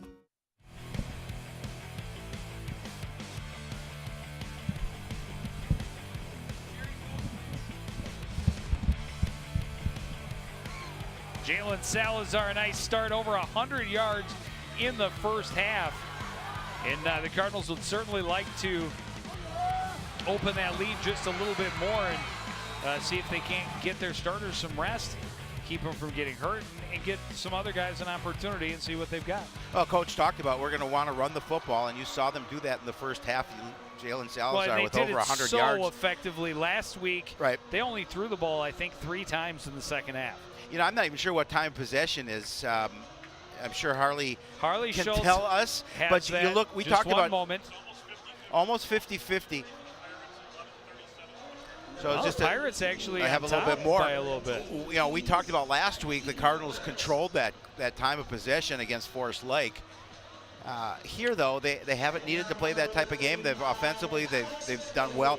You talk about that turn. We talked about that turnover. The opening drive, they ate up yardage in big chunks. Yep. And then, of course, the 2-play 58-yard drive you don't get much faster than that. Another short kick angled toward the sidelines. It'll bounce at the 20 and get out of bounds. And wisely back there, just keeping an eye on it, was Dominic Fees. Lets it go out of bounds. Oh, good field position to start this drive for Park Center. And this is an important drive, Joe. They need to get a little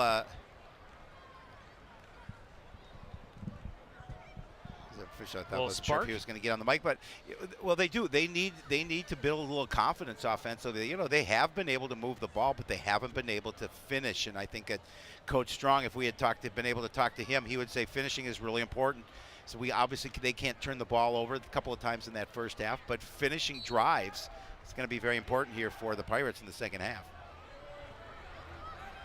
Brown will start out under center, I formation in the backfield, top of the deep back. They'll give it to Phillips, and he will keep his legs moving and move the pile a couple of yards. He was stopped right at the line of scrimmage, but just kept moving forward. Able to pick up a couple. Yeah, Joe, as you're going to see here, they're going to try and push that line. Good job by the Cardinals defense to at least stack it up and limit what he got. Well, Cardinal defense knows they want to come in and continue to play well. You know, playing with a 2-score lead. Well, the only hiccup was a couple of deep plays where they allowed those receivers to get open behind the safety. They run Tamba off the right side. He's going to come up just short. It'll be 3rd and about 2. He's a nice looking running back, and you know he's got that quick burst, and we've seen it all night. That he gets around that edge and he's able to cut it inside. Oh, you see it there. Was that Alexander? Not good. Yeah, that's Alexander. Let's hope he's okay. He's a big cog in their defense.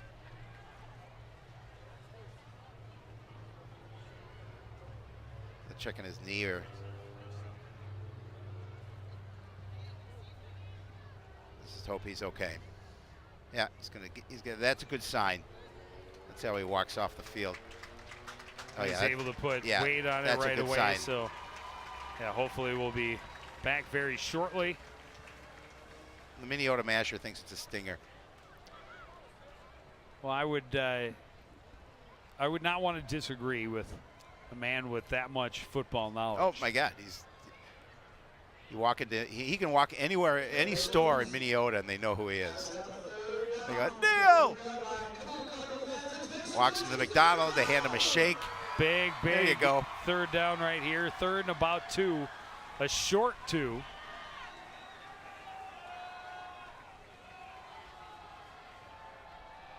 Brown up under center. Split backfield, toss goes to Tamba, running right. Huge stop in the backfield by Ness. Ness blitzed on the left side of the defense and dropped Tamba for a 3-yard loss. I mean, he was untouched. Great job coming from his inside linebacker position, sure tackling Caleb Ness, forcing a punt. That's huge. Yep.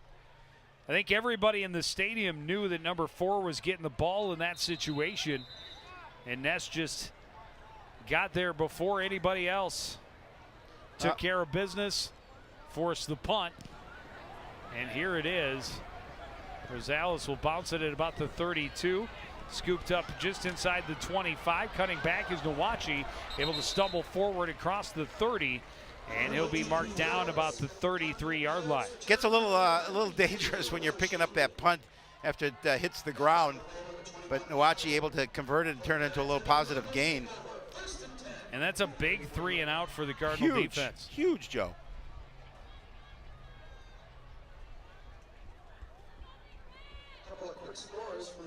Good field position, just shy of the 34. Centennial still ahead of Anoka, 14-0. And Mountain View 10, Totino Grace 7. Oh, Mounds View leading Totino Grace 10-7. Hand off, Jalen Salazar cuts up on the right side and has a nice gain of about 8, maybe 9. He's just a smart, heady runner. You know, he's able to patient, waits well, for his exactly. Just very patient. Watches where his blockers are in front of him. You know, you put yourself in a second, very short. A lot you can do offensively.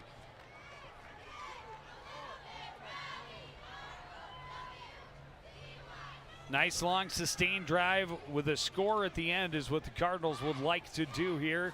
Their first possession of the second half. George under center with that power backfield. Handoff goes to Miles Taylor. Bounces off first contact, has the first down out to the 47-yard line. Rarely does he ever go down after first contact. It's a big, solid, young running back. Gain of 5.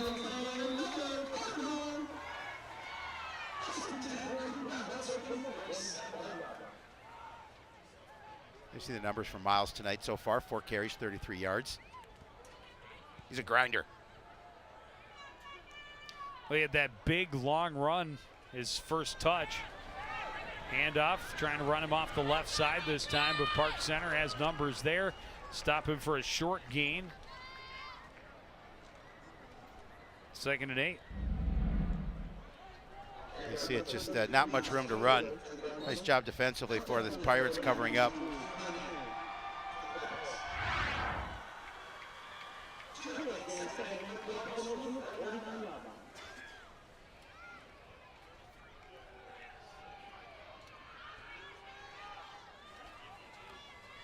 Handoff goes to Salazar, running right, cuts upfield. Nice job cutting back. First down and a lot more.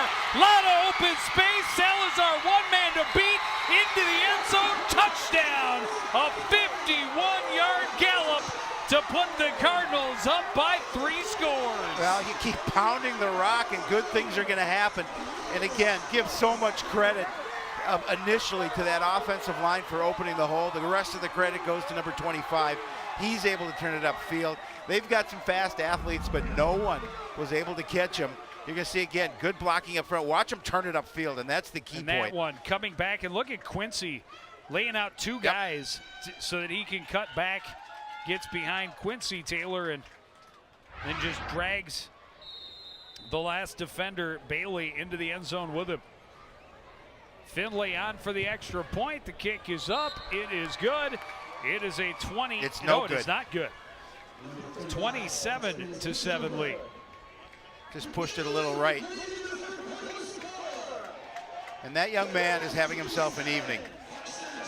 Jalen Salazar, nice job. Yeah, over 150 yards. Well, you now, talked about it, touchdown. and look at Quincy right here as he's gonna knock a couple of defenders down to open up that opportunity for Salazar.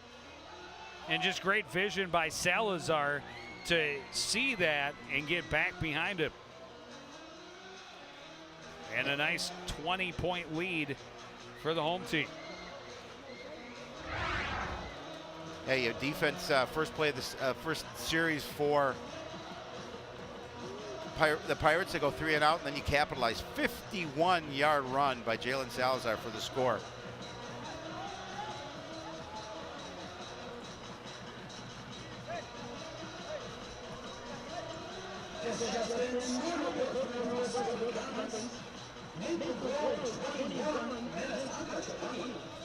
Oh, barn burner, Minnetonka and Maple Grove, 21-20, Maple Did you hear Grove. the Armstrong score? Armstrong was up at the half. I think it was 14-13. Is he, who are they playing? I didn't hear it. Didn't hear that part, but they're up 14-13. Armstrong, one of the other 3 divisional opponents for the Cardinals.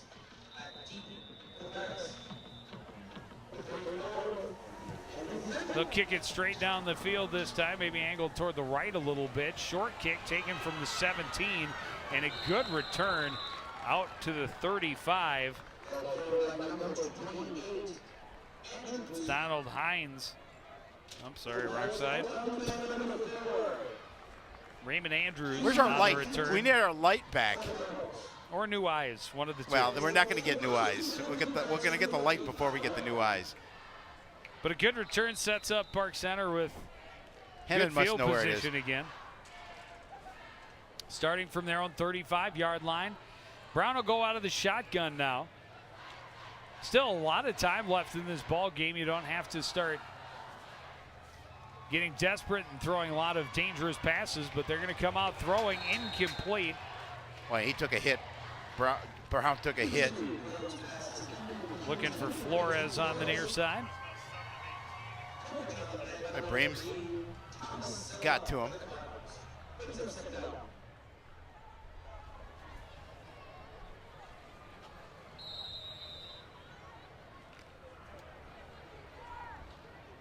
Makes it a little harder to catch up by solely running the ball with Tamba, but certainly don't want to forget how dangerous that back is.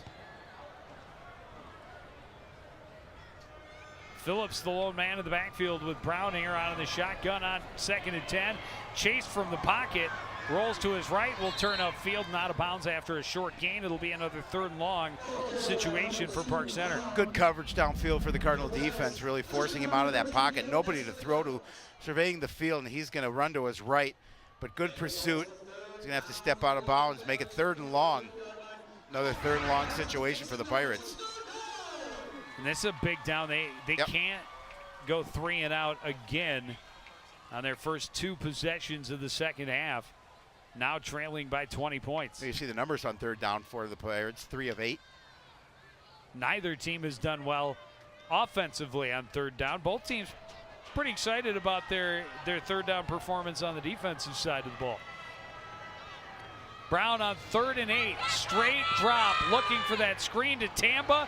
It was sniffed out, and a beautiful stop by Breams, stepping up, and there was just nowhere for him to go. A loss of a yard, and the Pirates will be forced to punt. Well, and the Park Center likes to go to that well quite a bit, like to feed the ball to number 4, but good defensive. Watch 24 come into your picture right there. And that's make just the a tackle. Great spy by Nate Breams, because he saw, as soon as you see Brown backpedaling that quickly, your linebackers have to recognize that's when they're setting up the screen and trying to get Tamba with some blockers in front of him in open space.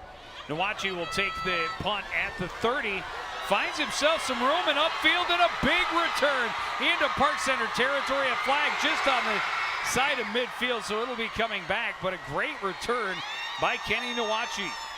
Flags on both sides of the field. And we'll see what they call.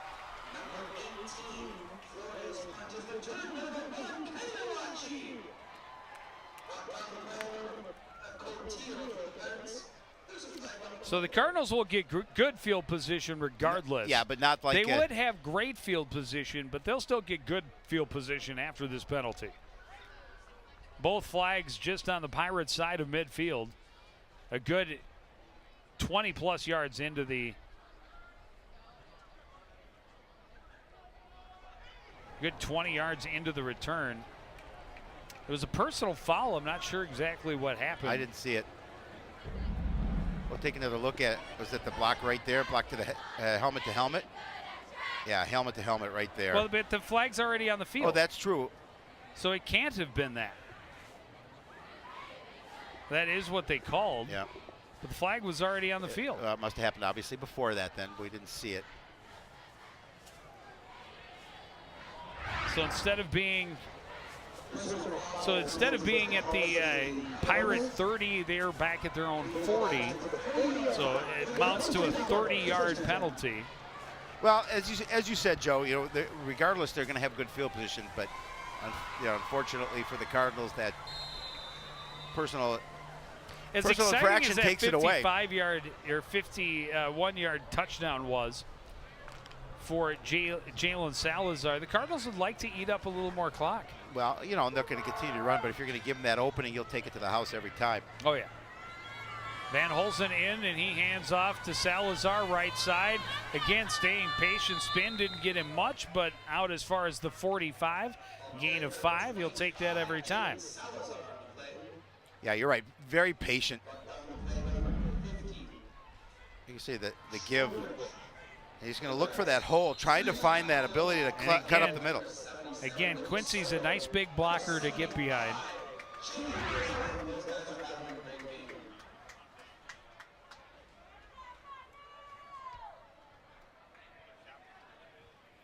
William Bailey. Bailey. Yep. On the near side, and hopefully no more than a cramp. Michael Bailey, I'm sorry. Williams' brother. That seems to be okay. Glad to see that. A little bit of a little bit ginger probably there. A cramp, yeah. Again, you talked about it. It has not been hot all summer long. But humid. And then this is some of the warmest, most humid temperatures we've seen since last year. No question.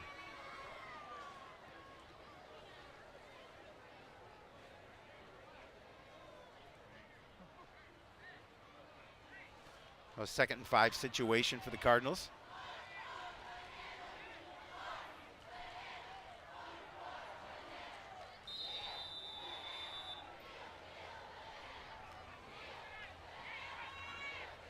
Van Holzen under center with that loaded backfield behind him. Hands off to Taylor.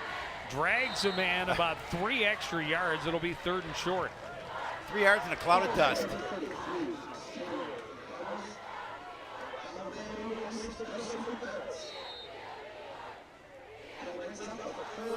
Everyone's got to eat. He doesn't move the pile fast, but he moves the pile. 4-yard gain for Taylor, sets up 3rd and 1. I give it to him again. Brown, the third back of the backfield with Salazar and Taylor on 3rd and short.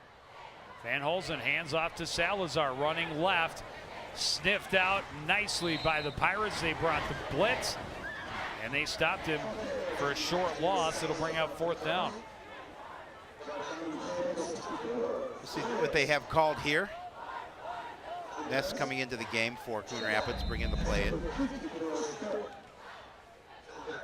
Well, George doesn't even have his helmet on the sideline. He'd be their punter.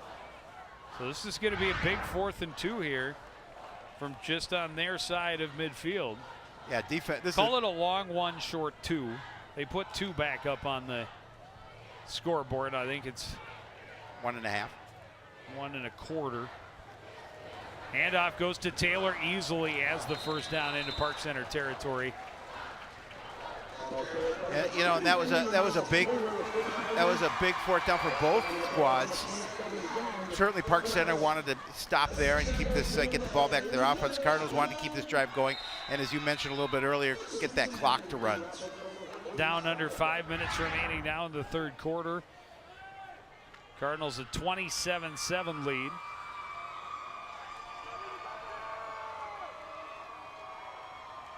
Just keep moving the chains. Handoff goes to Salazar on a little counter play inside. And he's going to gain about 3.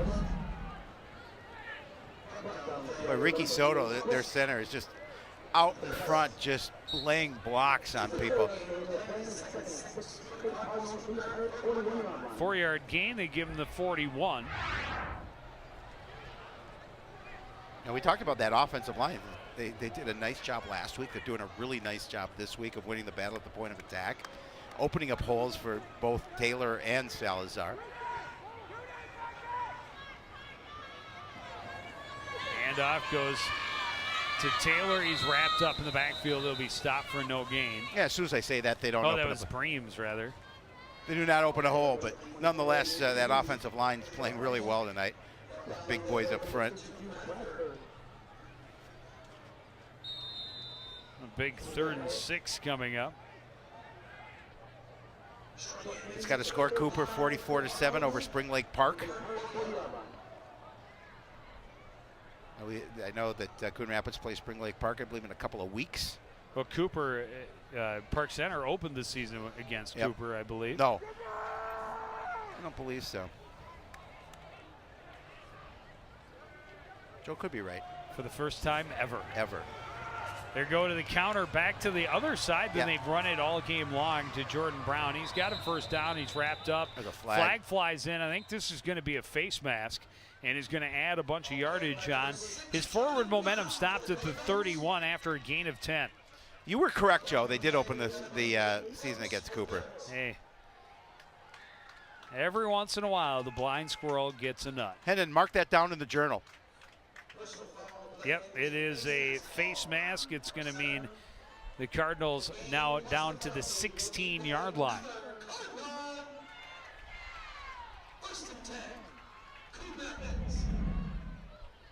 We'll see it right coming up. Here's There's the face mask right there.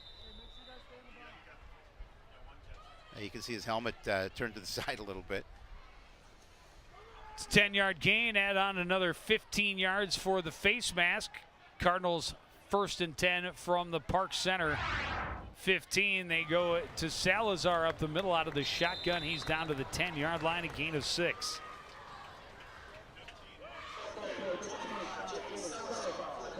And the Cardinals knocking again here. Well, importantly, too, the clock is moving, and you know that this is the way they want to play football. They want to take time off the clock, and they want to run the football by doing so.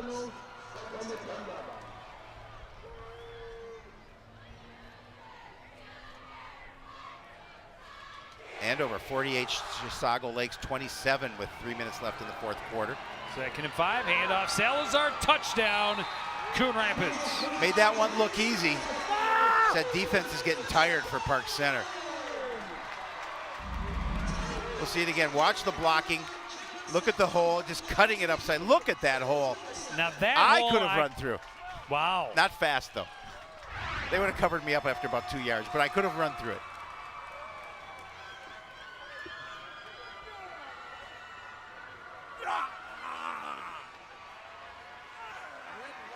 A lot of smiles on the home sideline. As well there should be. Finley out to attempt the extra point, push the last one wide. This one is right down the middle. 34-7, the Cardinals lead.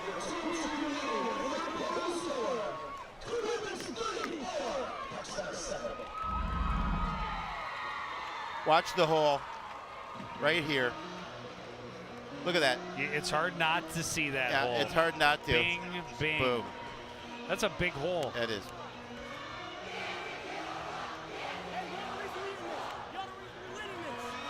Virtually untouched. You're red. He's going nuts. He just came back from the gym.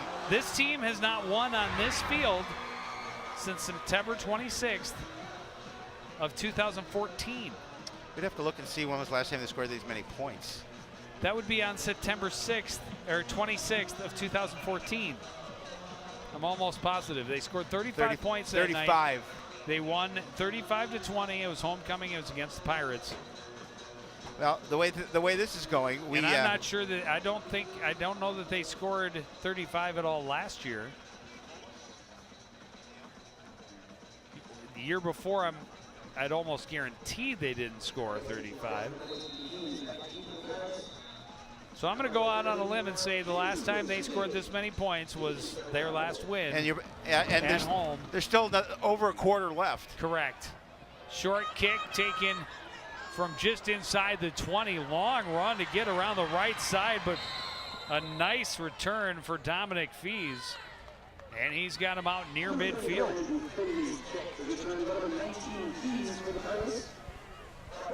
Puts the Pirates in a good field position. Fees on the return.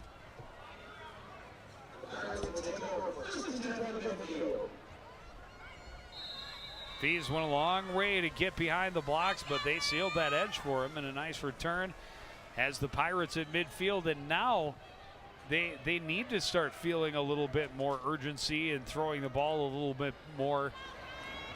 Not necessarily, again, abandoning the run as he is their best athlete. No. That one skipped before it got to Zhang, incomplete. They bobbled a little bit. No, it hits the ground. Then it hits the ground. Oh, boy. I don't know. Boy, I don't know. It looked like he did get his arms underneath it. Yeah, it looked like that to me. It didn't look like it touched the green, but officials nice didn't see it effort that from way. Zhang. He pleaded his case. Even our guys in the truck, the ever accurate Hennon. Brown's going to tuck this one and run with it. He'll dive forward to the Cardinal 43-yard line. A gain of 7 will set up 3rd and 3. Even Hennon says that was a catch. Well, if Hennon says it's a catch, it's definitely a catch.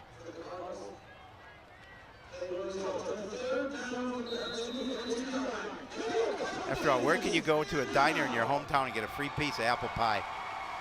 Neil Hannon can do that. Midge, the waitress, gives him one.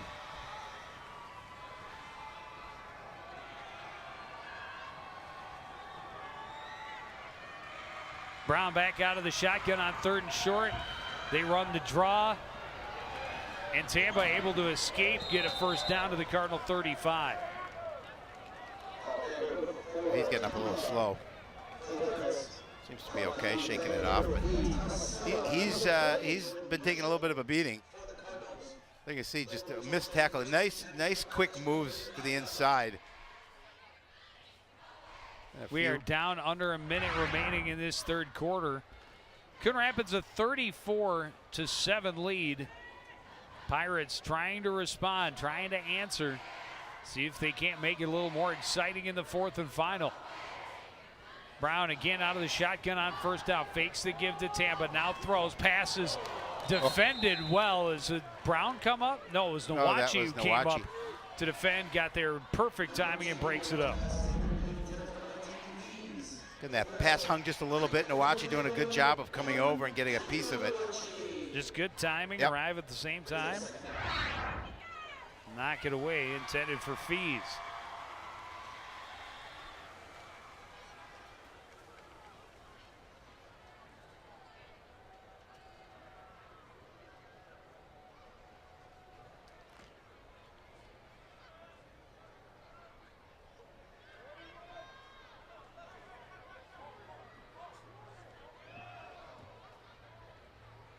Brown out of the shotgun with 4 receivers.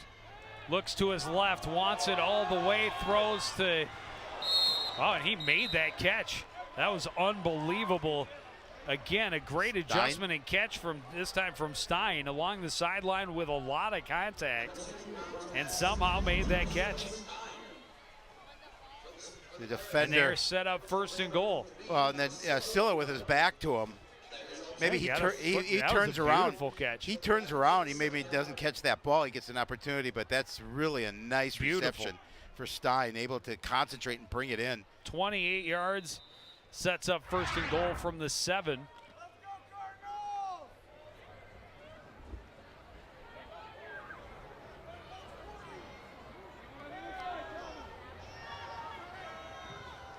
Brown again out of the shotgun. This time the give does go to Tamba. He cuts back, has a touchdown. He trots in from the 7. Well, they get a score before the end of the 3rd quarter, and that's a little bit of that's a win for Park Centers. They're trying to cut into this big Coon Rapids lead. But again, he's got that quickness. Nobody was going to stop him from crossing the stripe.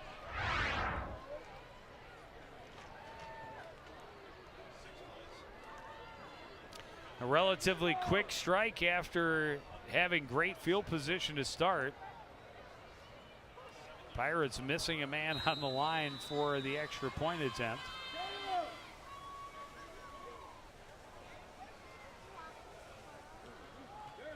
Aguilar line drives it through. No, he not. Missed it. Hit it left.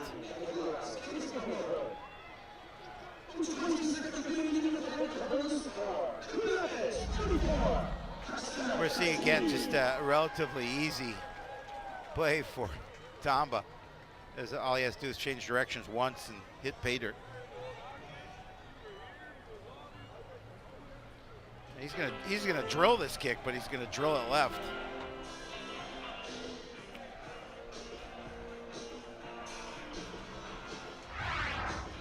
(34-13) Coon Rapids leading with 22 seconds left in the 3rd quarter. 6 plays to go, 50 yards in the minute 40. Good effective drive for the Pirates, but still a lot of work to be done as we head toward the 4th quarter, and the Cardinals definitely have to be wary of a possible onside kick attempt. Put that hands team out there.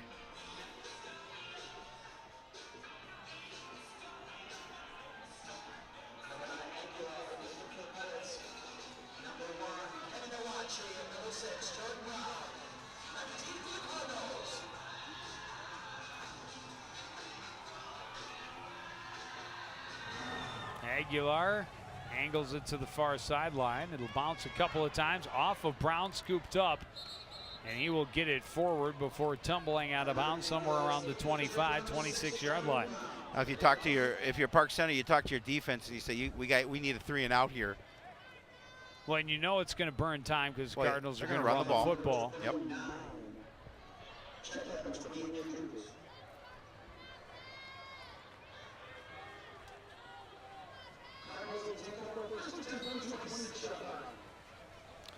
So most likely first play will be the last of this third quarter. And the Cardinals an opportunity to burn well into the fourth quarter if they can keep this drive going. Keeper for Tyler George turns upfield, lowers his shoulders out across the 30 to the 32, a gain of 6. And that will take us to the quarter break. Cardinals on top of the Pirates, 34-13. Fourth quarter coming up next on CTN.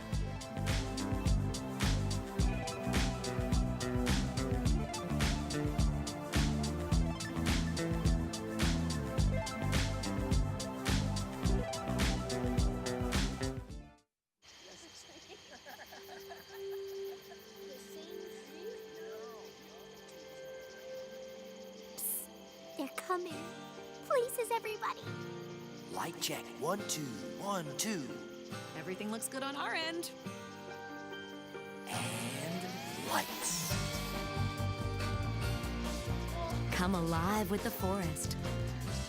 Visit discovertheforest.org to find a forest near you.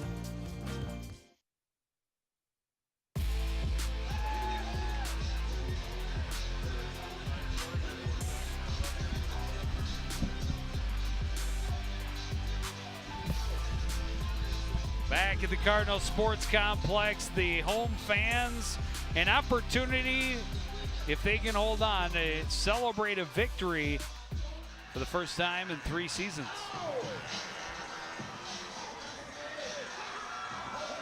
Certainly nice to. I will say, you know, for a team that had that long losing streak, they traveled pretty well last week on a long road trip out to Forest Lake, and the fans who made that trip were deserving. You know, it was made worth it as they almost tried to force one in. They were looking to get it to the tight end, and I'm surprised they come out throwing it. Yeah, I'm a little bit too. Throwing it in the middle of the field. Yeah, I mean too. that's dangerous. You turn the ball over there, and all of a sudden looking for Weskowski. Park Center's But he a little was spark. He was well covered on the play. Blake Wilkins right there.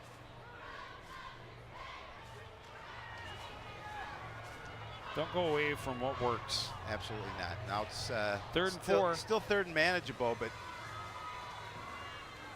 George out of the shotgun. They go to the counter. Jordan Brown's got a first down, and he's gone. People, you're not going to catch him. So just, that's going to be a 67-yard jog for Jordan Brown. So the Cardinals just answer right back quickly. That was easy to see from early on that once he had that hole, get him at full speed. There was no hope that Park Center was going to keep that from happening. His third touchdown of the night. Yeah, I mean, again, look at the hole that he had to run through. And you're right, Joe. Once he turned those burners on, nobody was going to catch him. He continued to put ground between him and the defender. Again, another very quick. I knew it, yes. Quick strike. Very quick strike. This one just 3 plays to go 74 yards. Mungo strike quick. They had the 2-play 51-yard drive earlier. The kick is good.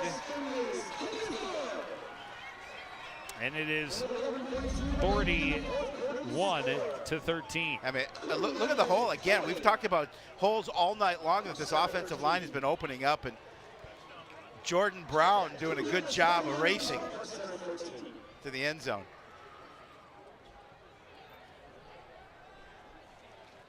Good job there by Brown.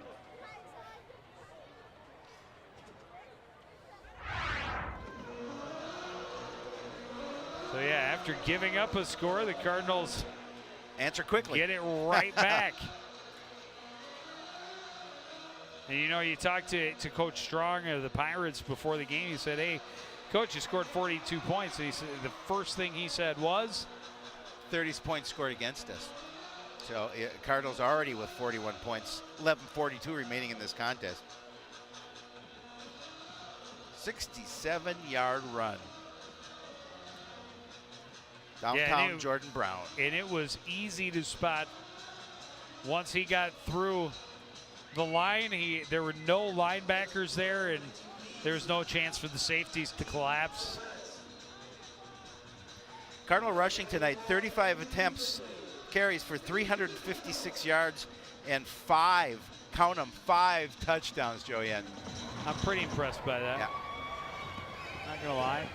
Short kick taken by Fees from the 18, gets to the middle of the field, tripped up as he gets to the 30-yard line, and that's where the Pirates will take over on offense. Yeah, those are pretty lofty numbers for a rushing attack. I think Hennon, when he was at Minneota, that was an average night for him. The bigger thing, I think, is 10 yards per carry. Yeah, that's amazing. And that's something that certainly, if you're the Pirates, that's an issue you're going to have to address, and soon. No question.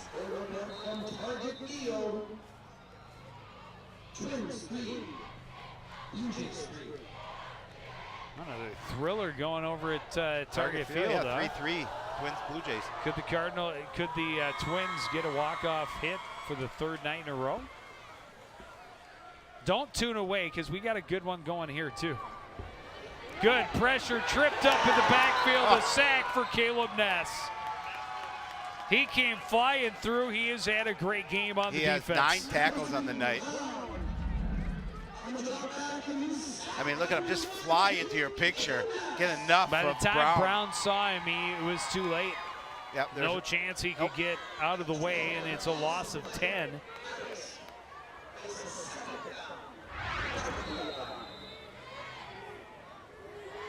Make it 2nd and 21.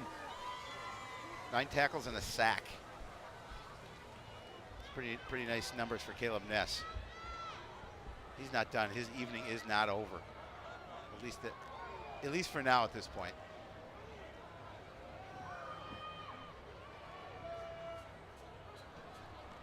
And a bad snap gets through Brown's hands. He's able to recover it, but he's going to lose another 10 yards. The Pirates are going backwards. Yeah, not the way that this offense wants to perform here tonight. Nate Grames defensively coming in for Coon Rapids, getting the sack. He's had a couple of big defensive plays, plus his touchdown. I think he's only carried twice, maybe 3 times, but he's got a touchdown. Coon Rapids fans having a great time. It's going to be 3rd and 30. 3rd and forever from their own 11. Wheels have kind of come off on the Pirates here on this latest drive. Brown out of the shotgun, 3 receivers to his right, 1 wide left. Tampa in the backfield with him. Quick throw goes to the left side, had to go to a knee. The ball dropped anyway. Incomplete, 4th down, intended for Rosales.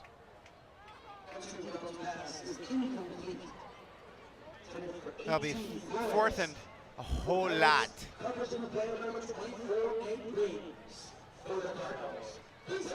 And even though you're down by a whole bunch, you don't go for it here. Not here. Not on 4th and 30 no. From your own 11. You hope that your punter can get it past the first down marker. Watch the fake.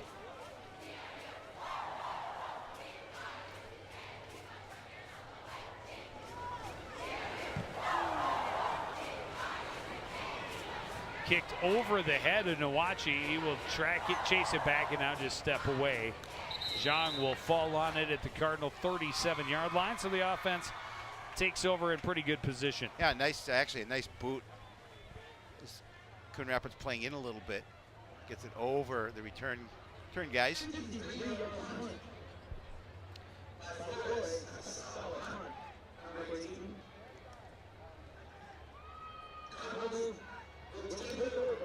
And they're gonna be some new faces out there. That whole offensive line, unis. except for Ricky Soto, I believe. Some clean unis on No, the and line. Jacob Kingsland too. Quincy Taylor's over on the sideline taking some snaps, just in case they He's their decide third string quarterback to go to him in a pinch under center. Van Holzen take the snap, handoff to Breams. Breams, a good job cutting up, and he will fall close to a first down. Yeah, I'd like to see Quincy under center. Shades of Jared Lorenzen. And kids, if you don't know who that is, like look it me, up. Google it. Google it. I'll be Googling that as soon as we get done here. Nice run for Nate Breams. Gets him just across the 45, 2nd and 2. Van Holzen will hand it off to Taylor, and Taylor will keep churning. He's got the first down just shy of midfield.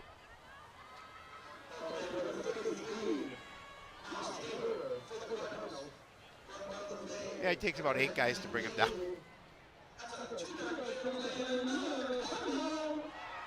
And that's just fine with the Cardinals. They'll take it slow and easy, 3 yards at a clip, keep moving the chains.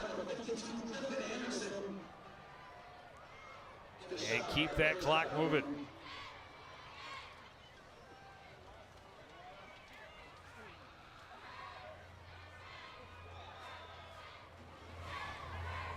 Handoff goes to Breams, looking for room, and not a lot there. He gets to midfield, but stopped after a gain of a yard.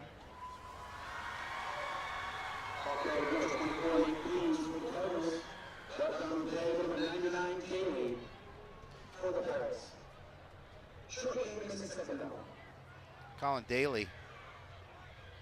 It says he's 5'8", 215, but he's not 5'2". He's no 215. Who's that? Number 99. No. I think so. Nope. 2nd and 9. And the blitz is coming because they know they're running. Bream is tossed back after a short loss. They'll bring up 3rd and long.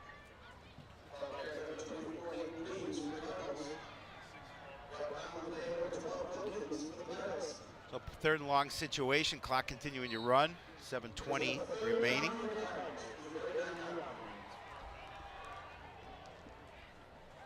Cardinals have not done as well as they would like on 3rd down. Nope. But could get back to 500 if they can convert here.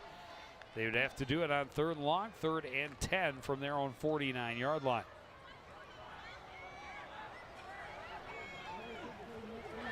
Van Holzen out of the shotgun. Man in motion is Brown. Handoff goes to Taylor up the middle. He's hit immediately, able to drag a couple of guys into Pirate territory, but a gain of maybe 4 will set up 4th down.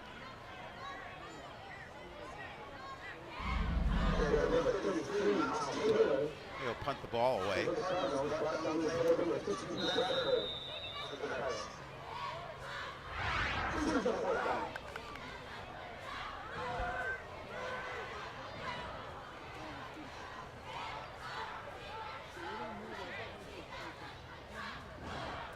Not sure who's punting the ball. I'm just Tyler George was. Well, it looked. Miles backed up. Now Bream is backing up. Was it Carter Geyer? No, it's Bream.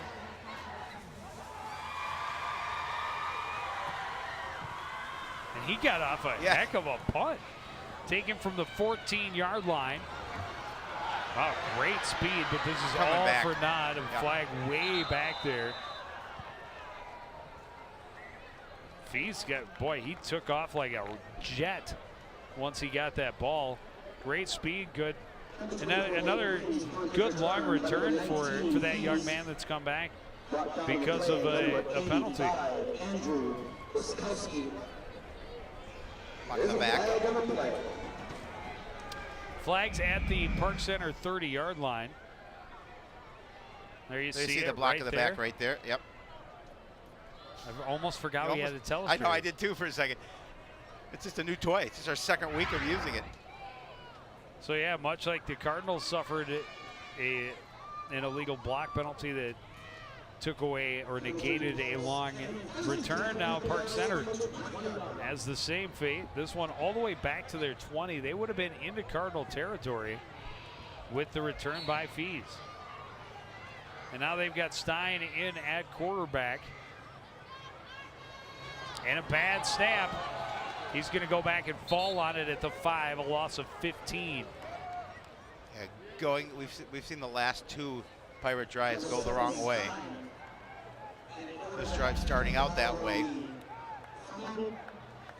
What if it was supposed to? I don't know if that was supposed to go direct to snap Stein or if it was supposed to go to Tamba. That's their second bad snap of the last 4 offensive plays. And it's cost them 25 yards on those 2 bad snaps. Now from their own 5-yard line, 2nd and 25. Quick throw left side looking for Zhang, incomplete.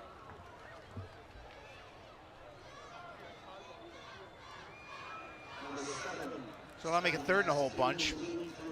3rd and 25. Yeah, their last 2 possessions, they've gone backwards 35 yards on 7 plays. Osseo beating Blaine tonight 14-7. Oh, Blaine suffering their 2nd straight loss.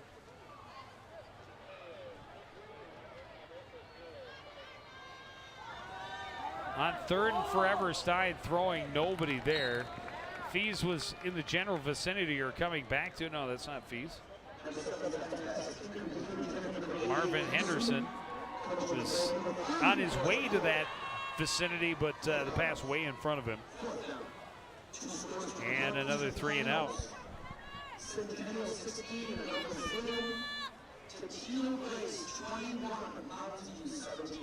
Totino Grace coming back and winning 21-17. Centennial 14, I believe it was 14-0 over Anoka. Centennial, good football team. They'll move to 3-0.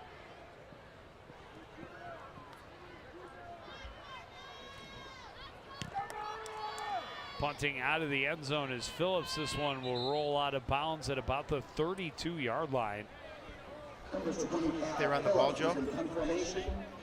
I would, but I'm not that bright.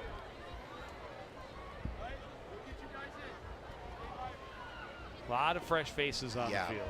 Well, and great opportunity for some of these younger kids to get a chance to play at the varsity level and get some time, actually. On a Friday night under the lights. Correct.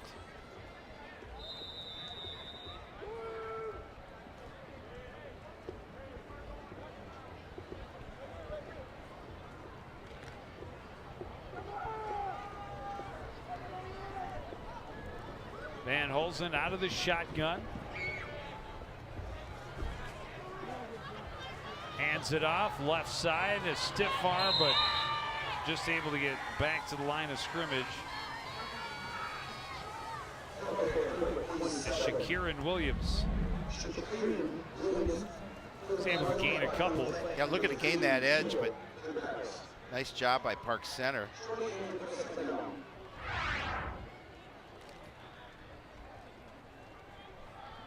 That was Rudy Peel on the tackle for the Pirates.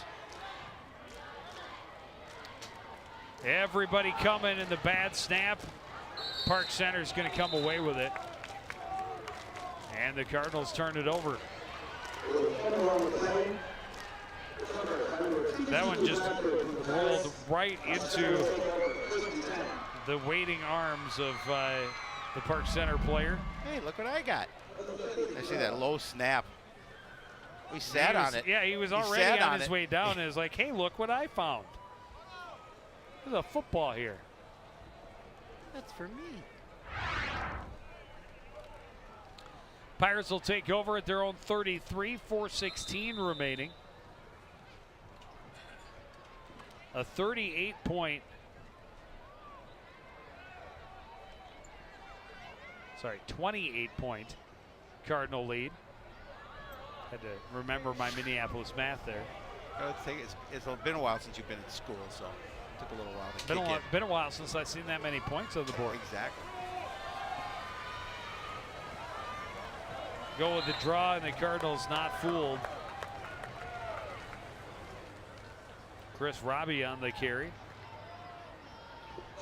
You see a number of players in for Park Center as well. Some other players getting an opportunity to play with the lead for Coon Rapids. Great.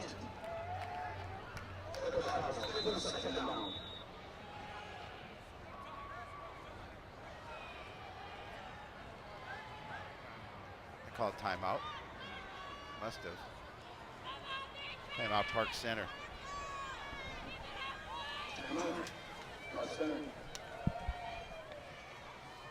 Well, at this point, you want to at least make sure you are executing as best as you Correct. can, continuing to learn, continuing to progress.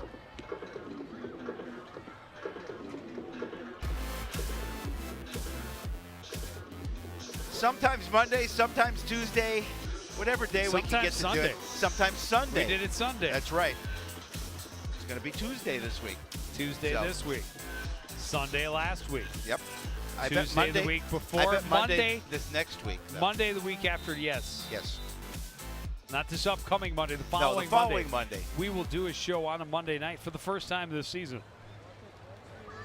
Out of the shotgun, Stein looks right, throws back to his left, pass is complete. And a good quick tackle.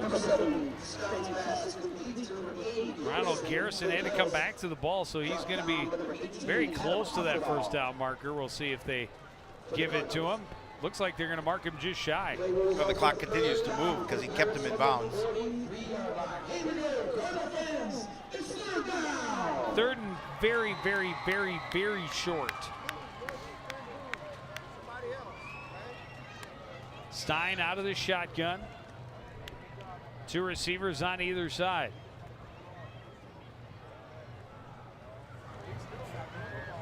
They run the draw to Roby. Roby hit in the backfield, and he is going to get back to the line of scrimmage, but it'll be fourth down. Not much room in the middle of that defense, even though you've got those second stringers in there doing a nice job of clogging up that middle.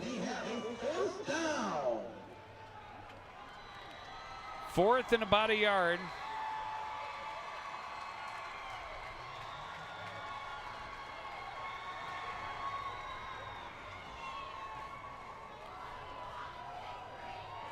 Stein will come back up under center now. And he will keep it. Sneak is effective. He's out across the 45 and has the first down. Clock will stop at 2:19 so they can move the chains.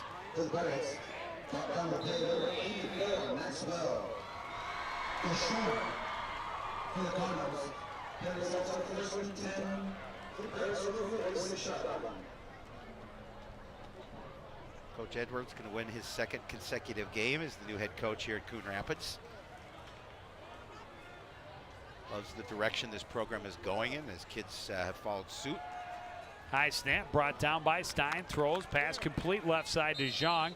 Gets the first down and hops out of bounds.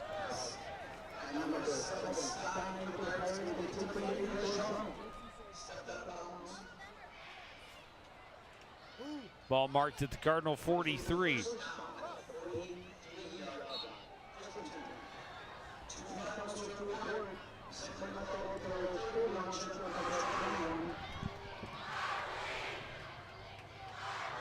St. Michael Albertville 31-21 over Champlin.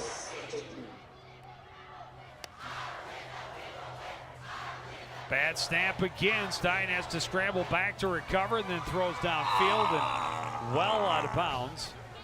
You having fun, Red? Throwing that away.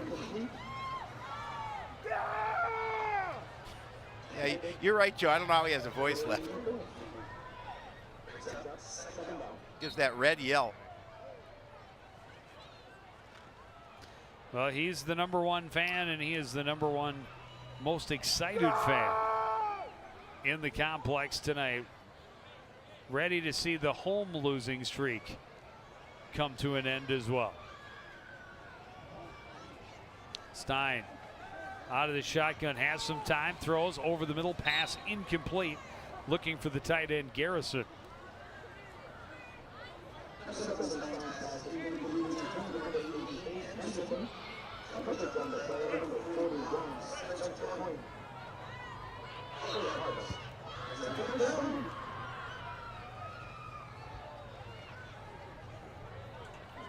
And now 3rd and long.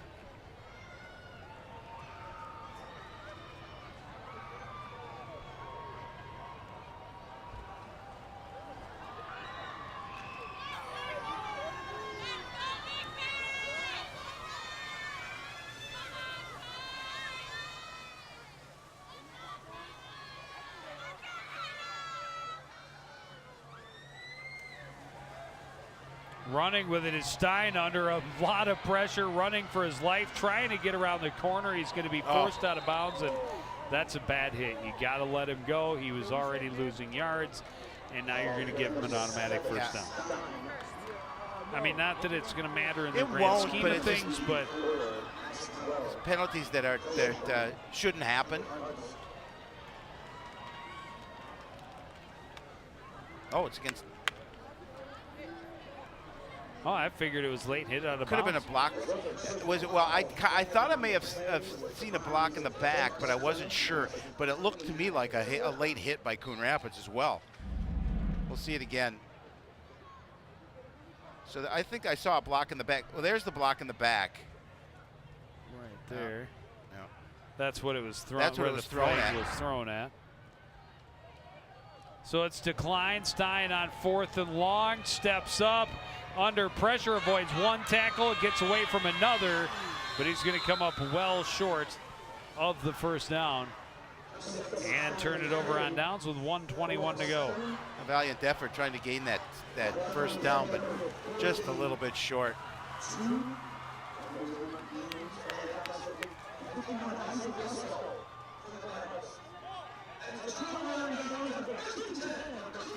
So the Cardinals will take over at their own 38-yard line and presumably just run out the clock. 1:21 remaining. Well, and this will move Coon Rapids to 2-1, Joe. I don't know when I've said that last, but a winning record for the Cardinal football team after 3 games. It has been a long time, and well, and look how close they were to win that first game. Yeah, and I think they had multiple opportunities and really, for the most part, outplayed Chaska and just were unable to capitalize too many times. Cardinals will come out in the victory formation and take a couple of knees. Clock didn't even start. And get their record to 2-1, their first home win. Of course, next week will be homecoming for the Cardinals, where they take on Irondale here. Trying to make it a bad night for the Knights. You worked hard for that. I didn't really. Really hard. It just came to me. I didn't even have to sleep on it. Not tonight. Not tonight. Well, it's out of my system now. Are you sure? Yeah, well, maybe not. Van Holzen will take another knee and let that last part of the clock tick off, and the Cardinals will celebrate a win, one they have been waiting a long, long time for. The fan section is waiting the opportunity to storm the field and celebrate. They've cleared out. I came over and the students are all missing. Damn, this one doesn't have a nut. And they will be coming out to join their team on the field here momentarily as the final seconds tick away. The Cardinals, a nice win here tonight and a dominant performance in the rushing game. Yeah, no question about it. They controlled this game. And, Park Center had a few big plays. The Cardinals defense early on led up that one big play.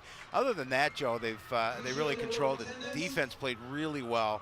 Offensive line, I was very impressed with the winning. They won just about every battle at the point of attack. So they've got a lot to build from this game, a lot of positives. All right, well, we will take a quick break. We'll be back to get some post-game reaction, wrap things up from the complex after this.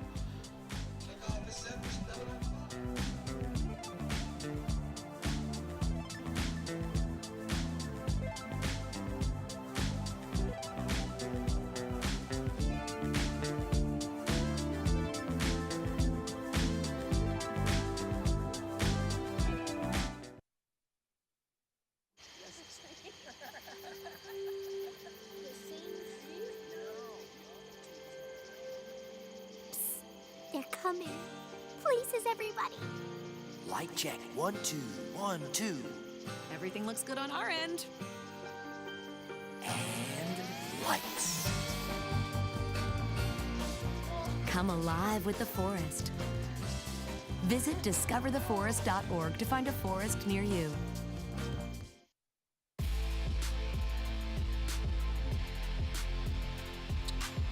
Back at the complex, the number one fan, Red, leading the charge onto the field, but the entire student section swarming the field after the handshakes and celebrating with their team in the end zone, singing the school fight song. That's the kind of thing they haven't been able to do in a long time, and it's really nice to see. It really is. It's, you know, and these kids and these players and certainly these coaches in the community deserve that. I mean, they've been through a lot of trials and tribulations over the years with this football program, and it's so nice. 2 wins in a row. We haven't said that in a long time, and that's a pretty good feeling. Well, and I have no doubt they have the ability to keep this ball rolling well into the future. But they did a nice job, again, just running, controlling the ball, and they were the ones turning in the big plays, especially in the second half. A great catch here, adjusting to the ball by Stein, and that helped them get on the board. Tamba with his cutback. But the Cardinals, again, huge long plays like this. Jordan Brown just off to the races. He had 3 scores in the game.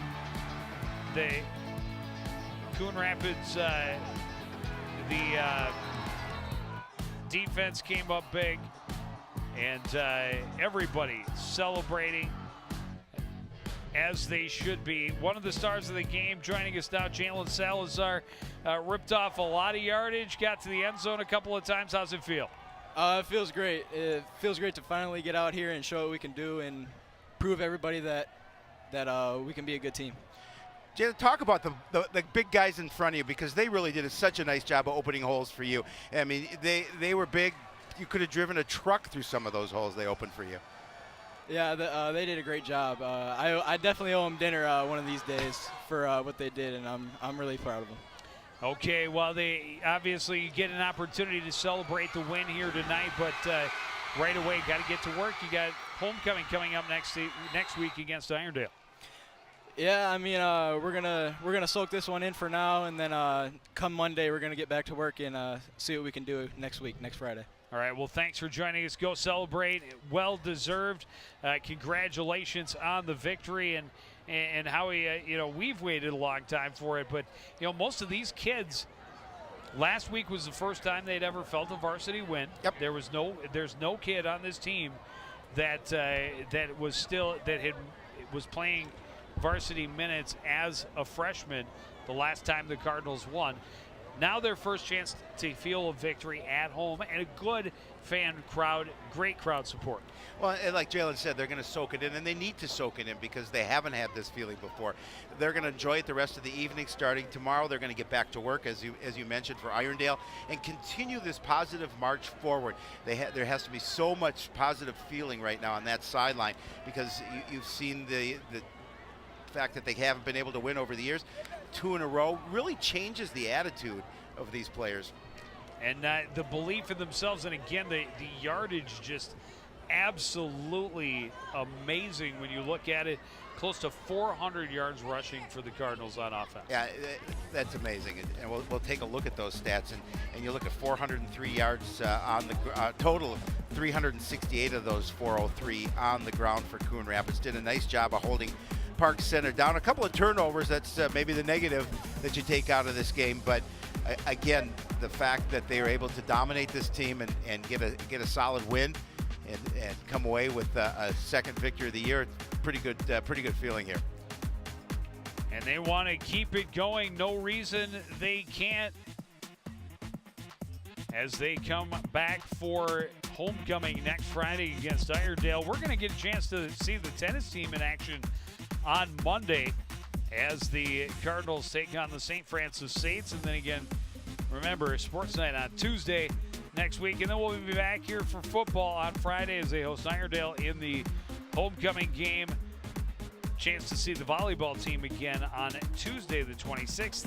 when they take on the Centennial Cougars. But that's going to do it for this edition of CTN Sports. Again, the final score from the complex, it's the Cardinals 41 and the Pirates 13. I want to thank everybody out there for joining us and continuing to support everything we do here at CTN. For the entire crew, including Mr. Howie Shapiro, I'm Joe Young, saying good night.